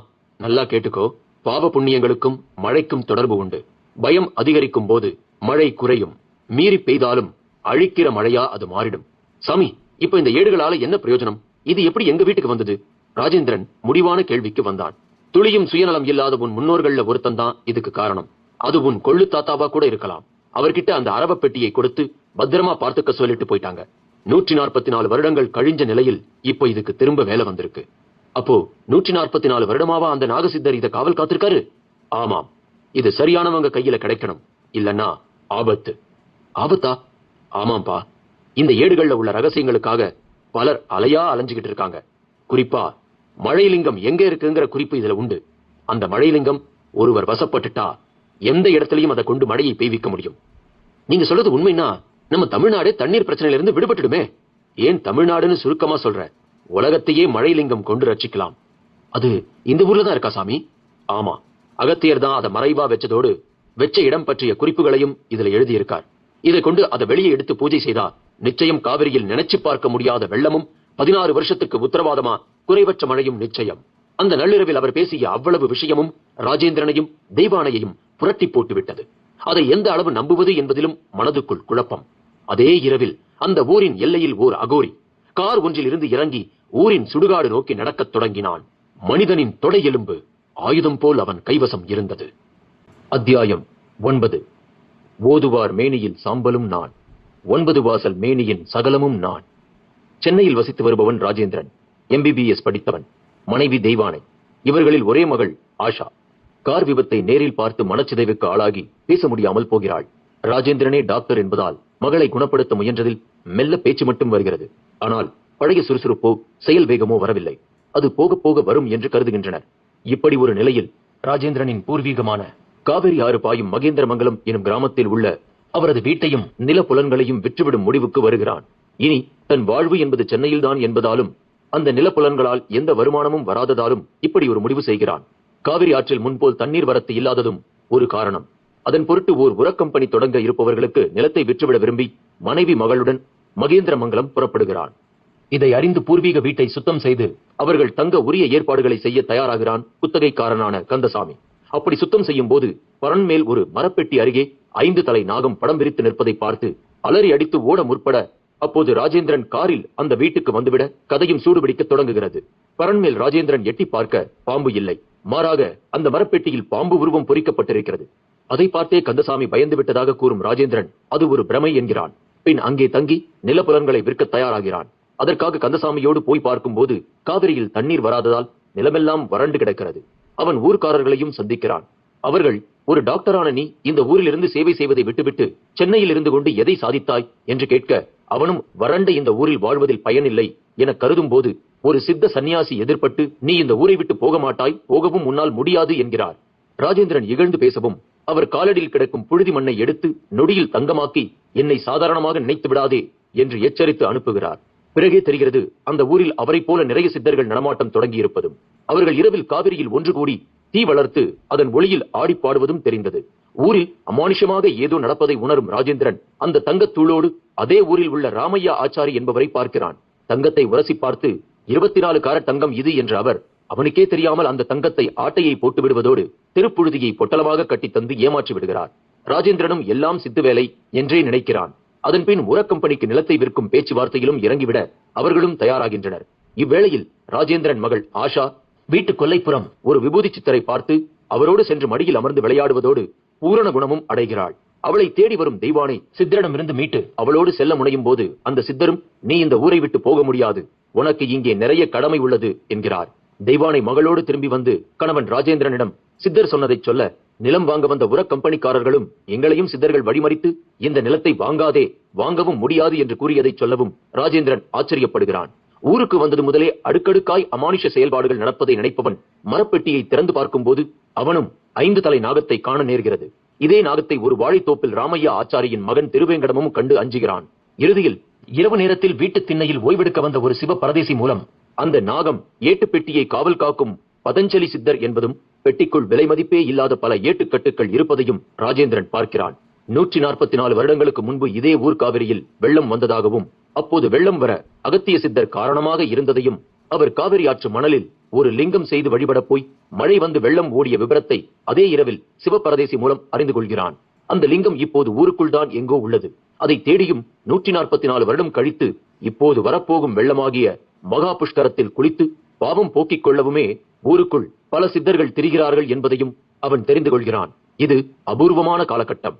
தன் ஊரின் பின்புலத்தில் இப்படி ஒரு அதிசயமா என்று ஆச்சரியப்படுபவன் முன்னால் மரப்பெட்டிக்குள் இருந்து தங்கம் செய்ய பயன்படும் ரசவாத ரகசியம் முதல் பஞ்சபூத வசியம் போன்ற பல ஏடுகளை சிவப்பரதேசி காட்டி பத்திரமாக பாதுகாக்கப்பட வேண்டிய இவைகளை தேடி தப்பானவர்களும் வரக்கூடும் என்கின்றார்.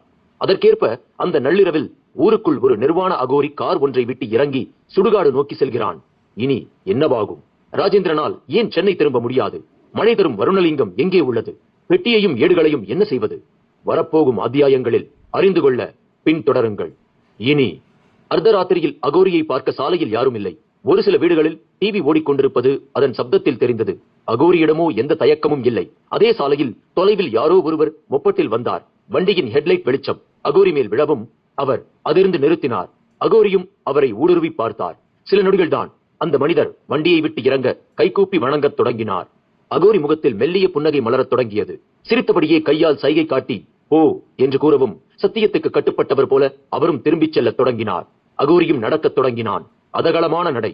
நிர்வாணமாக இருக்கும் நெருடலோ உடம்பெங்கும் சாம்பல் பூசி இருக்கும் மாறுபாட்டையோ துளியும் லட்சியம் செய்யாமல் நாங்கள் இப்படித்தான் என்பது போல் இருந்தது அந்த நடை. அதன் பின் அகோரியை யாரும் பார்க்கவில்லை. பார்க்கும் சூழலும் இல்லை. நள்ளிரவில் ஊர் சுடுகாடும் அமுங்கி கிடந்தது. அது மட்டுமின்றி அந்த வாரத்தில் ஒவ்வொரு நாளும் வயதான ஒருவர் வீதம் இறந்து போயிருந்ததால் எரிமேடையில் புகை கசிந்தபடியே இருந்தது. மயானத்தானை காணவில்லை. முன்பெல்லாம் மயானத்திலேயே ஒரு மூலையில் குடிசை போட்டு இருந்து கொள்வார்கள். இன்று அதெல்லாம் மாறிவிட்டது. ஊருக்கு வெளியே ஆற்றோரமாகத்தான் மயானத்தான் குடிசையும் இருந்தது. இந்த அகோரி புகைக்கென்ற சடலம் முன் போய் நின்று கொண்டு சில நொடிகள் அதையே பார்த்தான். பின் சற்று தள்ளி கட்டப்பட்டிருந்த ஒரு சமாதி மேல் திண்ணையில் அமர்வது போல் அமர்ந்து கொண்டான். அப்படியே பத்மாசனமிட்டு ஏதோ முத்திரை வழிபாடு போல ஒரு வழிபாட்டையும் செய்யத் தொடங்கினான். அதே அடர் இருட்டு நேரம். தூக்கம் வராமல் படுக்கையில் புரண்டு கொண்டே இருந்தான் ராஜேந்திரன். தெய்வானைக்கும் தூக்கம் வரவில்லை. ஆஷா தூங்கி போயிருந்தாள். அரை கும்மிருட்டாக இருந்தது. வெளியே அந்த சிவபரதேசி தூங்கிக் கொண்டிருக்கிறாரா, இல்லை தன்னை போலவே தூக்கம் வராமல் புரண்டு கொண்டிருக்கிறாரா என்கிற கேள்வியும் ராஜேந்திரனிடம் அப்போது எழுந்தது. அருகிலிருந்த கைபேசியை எடுத்து பார்த்தபோது மணி 3:15 என்று காட்டிற்று. அதன் வெளிச்சம் தெய்வானையை பேசச் செய்தது. என்னங்க, தூக்கம் வரலையா? எப்படி வரும் தெய்வானை? நடந்தது எல்லாம் நினைச்சா நாம இந்த உலகத்துலதான் இருக்கோமான்னு கூட தோணுது. ஆனா எனக்கு என்னமோ இதெல்லாம் நல்லதுக்குதான்னு தோணுதுங்க. தூங்கி இருப்பார். ரொம்ப சந்தோஷமாவே தூங்குவார். அவர் மட்டும் வரலனா நமக்கு பல விஷயங்கள் தெரியாமலே போயிருக்கும் இல்லைங்க? தெய்வானை கேட்க செல்போனை மறுபடி எடுத்து அதன் வெளிச்சத்தோடு நகர்ந்து மெல்ல வெளியே சென்று பார்த்தான். வெளித்திண்ணையில் அவர் இல்லை. ஆகவே கொஞ்சம் அதிர்ச்சியாகத்தான் இருந்தது. அதே வேகத்தில் திரும்பி வந்து மரப்பெட்டி இருக்கிறதா என்று பார்த்தான். இருந்தது. நெருங்கிச் சென்று திறந்து பார்க்க சற்று பயமாக இருந்தது. திரும்பினான். என்னங்க, தூங்கிக்கிட்டு இருக்காரா? இல்ல தெய்வானை, போயிட்டாரா? இந்த ராத்திரி நேரத்துல எங்க போயிருப்பாருங்க? எங்க போனா என்ன, எனக்கு எப்படா பொழுது விடியும்னு இருக்கு. இன்னும் சில மணி நேரங்கள்ல எப்படியும் விடியதான போகுது. விடிஞ்ச உடனே முதல் வேலை இந்த ஏடுகளை எடுத்து பார்க்கறது தான். சில பக்கங்களை இந்த செல்போன்ல போட்டோ எடுத்து என்னோட சீனியர் டாக்டர் குமரகுருபரனுக்கு அனுப்ப போறேன். அவருக்கு எதுக்குங்க? அவர்தான் இந்த சித்தர்கள் பத்தி அப்பப்ப என்கிட்ட பேசுவாரு. லண்டன்ல பிராக்டிஸ் பண்ணி அலோபதி மருத்துவத்துல பெருசா சாதிச்ச போதிலும் நம்மளால சில விஷயங்கள் செய்ய முடியாது. ஆனா இந்த சித்தருங்க பலே ஆளுங்க, அவங்கள குறைச்சு எடை போட்டுடக் கூடாதுன்னு சொல்லுவாரு. நீங்க சொல்றத பார்த்தா நம்ம பொழுது விடிஞ்ச உடனே சென்னைக்கு புறப்பட போறது இல்லையா? அதுல சின்ன மாற்றம். காவிரியில் குளிக்கிறது விசேஷம்னு சொன்னார்ல. ஆமா, 144 வருடத்துக்கு ஒரு முறை வர விசேஷம்னு கூட சொன்னாரே. அப்படி வெள்ளம் வருதான்னு தான் பார்ப்போமே. அதுக்கு அந்த மழைலிங்கம்ங்கிற வருணலிங்கம் வேணுமே. அதை அகத்தியர் எங்கேயோ மறைச்சு வச்சுட்டதால சொன்னாரு. அவர்கள் இருவரும் பேசிக்கொண்ட வேளையில் திடுமென்று நாசியை அதீதமான விபூதி வாசம் ஊடுருவ ஆரம்பித்தது. என்னங்க இது, விபூதி வாசம் வர மாதிரி இல்ல? அதேதான். ராஜேந்திரன் சொன்ன மறுநொடி வீட்டை சுற்றி பலர் நடமாடுவது போலவும் ஒரு சப்தம். அந்த சிவ பரதேசியா தான் இருக்கணும் என்றவன் திரும்பவும் வாசல் புறம் பார்க்கச் சென்றான். திண்ணை காலியாகவே இருந்தது. சுவிட்சை போட்டபோது வெளிச்சம் பரவியதில் சற்று தள்ளி ஓர் உருவம் நிற்பது தெரிந்தது. யாரது? சாமி நீங்க தானே என்று கேட்கவும் உருவம் திரும்பியது. அது அந்த அகோரி. அத்தியாயம் 10. மேறுகொண்டு கடைந்தட்ட அமுதமும் நான், மேவிடும் தவத்தவர் வரமூலமும் நான். அகோரியை பார்க்கவும் சற்று பதைப்பாக இருந்தது. முழு நிர்வாணத்தில் உடம்பெல்லாம் விபூதியோடு வெண்மையாய் கையில் ஒரு கோலை பற்றிக் கொண்டு அதன் நுனியில் திரிசூலத்தை கட்டி சூலாயுத பாணியாக காட்சி தந்த அகோரி தெய்வானையை ஓர் உலுக்கு உலுக்கிவிட்டான். அதே வேகத்தில் வெட்கத்தோடு வேகமாய் உள்ளே சென்றாள். ராஜேந்திரன் அந்த அகோரியை மிரள மிரள பார்த்தான். யார் நீங்க என்று சற்று மரியாதையோடு கேட்கத் தொடங்கி, யார் யா நீ என்று மாறினான். அகோரியோ உற்று பார்க்கத் தொடங்கினான். அவன் அப்படி பார்க்கும் விதம் ராஜேந்திரனுக்கு ஒன்றும் புதிதல்ல. ஹிப்னாட்டிசம் தெரிந்த டாக்டர் துர்கா பிரசாத் அப்படித்தான் பார்த்து பேஷண்ட்டுகளை கண்ட்ரோல் செய்வார். அது அசாதாரண பார்வை. எல்லோராலும் அப்படி பார்த்துவிடவும் முடியாது. அதற்கு பின்னால் பெரும் பயிற்சி முறைகள் உள்ளன. இவை அவ்வளவும் ராஜேந்திரனுக்குள் எண்ணங்களாக ஓடிய நொடியே அவனிடம் ஒரு மாற்றம். அவன் மனதுக்குள் எண்ணங்கள் எழும்புவது அப்படியே நின்று போய் மனம் என்கிற ஒன்றே இல்லாததாகி நாடி நரம்புகளில் ஒருவித சோர்வும் அதன் பின் மயக்க நிலையும் தோன்ற ஆரம்பித்தது. அப்படியே மயங்கி விழத் தொடங்கினான். உள்ளே ஓடிப்போன தெய்வானை கணவன் விடும் சப்தம் அவசியமே இல்லாதபடி அகோரி வீட்டு வாசல் நடுவில் கால்களை சற்று அகட்டி நிற்கத் தொடங்க அவன் சடைமுடி ஆலமரம் விழுது போல் இருபுறமும் இடுப்பை தொட்டு ஆடியது. அவனிடம் அதே பார்வை கூர்மை. தெய்வானையும் சில நொடிகளில் மயங்கி விடத் தொடங்கினாள். பிறகு அகோரியின் உடல் மொழியிலும் சில மாற்றங்கள். உள்ளே நுழைந்தவன் தூங்கிக் கொண்டிருந்த ஆஷாவை பார்த்தான். திரும்பி வந்து மரப்பெட்டியை ஏறிட்டவன் அதை திறந்தான். உள்ளிருந்த ஏட்டுக்கட்டுகள் புதையலை கண்டவன் போல அவன் கண்ணை ஒளிரச் செய்தன. அருகில் கிடந்த துணி ஒன்றை எடுத்து தரையில் விரித்தவன் அதில் அவ்வளவு ஏடுகளையும் அள்ளி போட்டு ஒரு சலவை தொழிலாளி மூட்டையை கட்டுவது போல கட்டி அப்படியே இடது தோளுக்கு ஏற்றிக்கொண்டான். பின் ஆஷாவை நெருங்கி அவளையும் தூக்கினான். ஒரு தோளில் ஏடுகள், மறு தோளில் ஆஷா. புறப்பட்டு விட்டான் அவன். விடிந்த பொழுதை தொட்டு ஊருக்குள் ஒரே பரபரப்பு. வாசல் தெளிக்க வந்தவர்கள் காதுகளில் எல்லாம் காவிரியில் வெள்ளம் ஓடிக்கொண்டிருக்கும் செய்தி புகவும் எல்லோரும் ஓடினார்கள். அவர்களில் ஆச்சாரி ராமையாவின் மகன் திருவேங்கடமும் இருந்தான். அவனும் காவிரி படுகை நோக்கி ஓடினான். காவிரி கரையில் குறிப்பிட்ட ஓர் இடத்தில் அநேக சாமியார்களும் சித்தர்களும் கூப்பிய கைகளும் மூடிய விழிகளுமாய் காட்சி தந்தனர். அவர்கள் படுகையில் மண்டியிருந்தனர். தொலைதூரத்தில் தண்ணீராலான மலைப்பாம்பு புரண்டு புரண்டு வருவது போல வெள்ளம் வந்து கொண்டிருந்தது. அபூர்வமான காட்சி. கர்நாடகம் பக்கம் இப்போதுதான் மழைப்பொழிவு அதிகரித்துள்ளது. இத்தனை நாள், இத்தனை காலம், இத்தனை வருஷம் என்று இந்த மழைக்கு பின் ஓர் அளவீடு உள்ளது. அந்த அளவை கூட்டுவதும் குறைப்பதும் காற்றுதான். இந்த மழை நீரின் முடுக்கே காலற்றுதான்.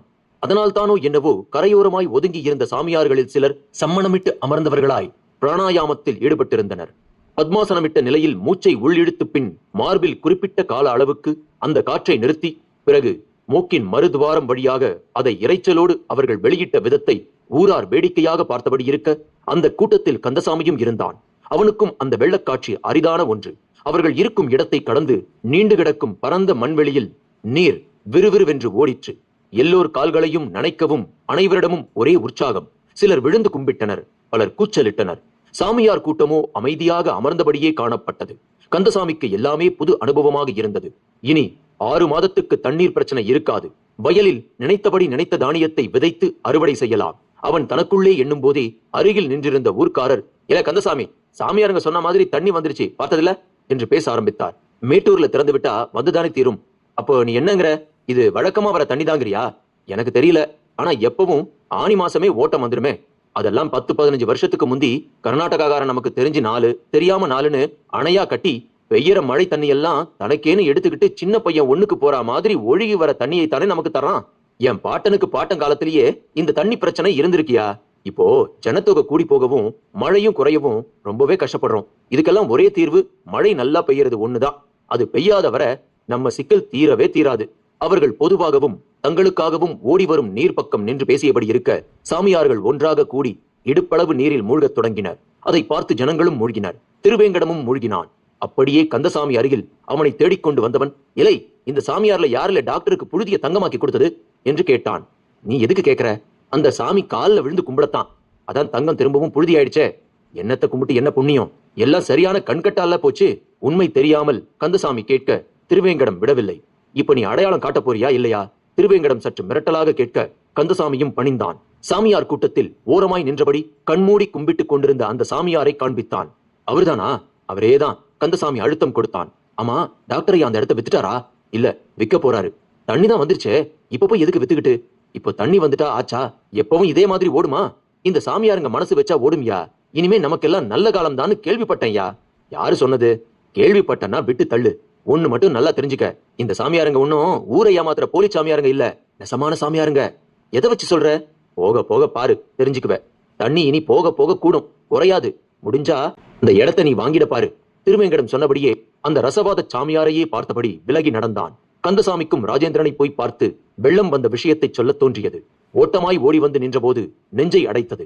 வாசல் கதவு திறக்க ராஜேந்திரன் ஒரு இடத்திலும், உள்ளே தெய்வானை மற்றொரு இடத்திலுமாக விழுந்து கிடந்தனர். ஐயா, டாக்டர் ஐயா என்று குனிந்து ராஜேந்திரனை எழுப்பவும் மயக்கத்தில் இருந்து மீண்டவன் போல கண் மலர்ந்தான். கண்களை கசக்கிக் கொண்டு கந்தசாமியை பார்த்தான். ஐயா, என்னையா இது? வாசல் திறந்து கிடக்கு, நீங்க ஒரு பக்கம் அம்மா ஒரு பக்கம்னு எப்படியோ கிடக்குறீங்க, என்னையா ஆச்சு என்று கேட்கவும் ராஜேந்திரனும் அப்போதுதான் தெய்வானையை பார்த்தான். பின்னர் பதைப்போடு போய் அவளை எழுப்பவும் அவளும் கண்களை கசக்கிக் கொண்டு எழுந்தாள். தலையை உதறிக்கொண்டாள். தெய்வா, நீயும் என்ன போலவே அந்த சாமியாரை பார்த்து மயங்கிட்டியா? ஐயோ, ஆஷா எங்க? பேச்சோடு மகள் நினைவு வந்து படுக்கை அறைக்குள் போய் பார்த்தபோது குழந்தை இல்லை. இருவருக்குமே நெஞ்சை அடைக்க தொடங்கியது. கந்தசாமிக்கு ஒன்றும் புரியவில்லை. டாக்டர் ஐயா, என்ன நடந்துச்சு? பாப்பாவை வேற காணும்ங்கறாங்க.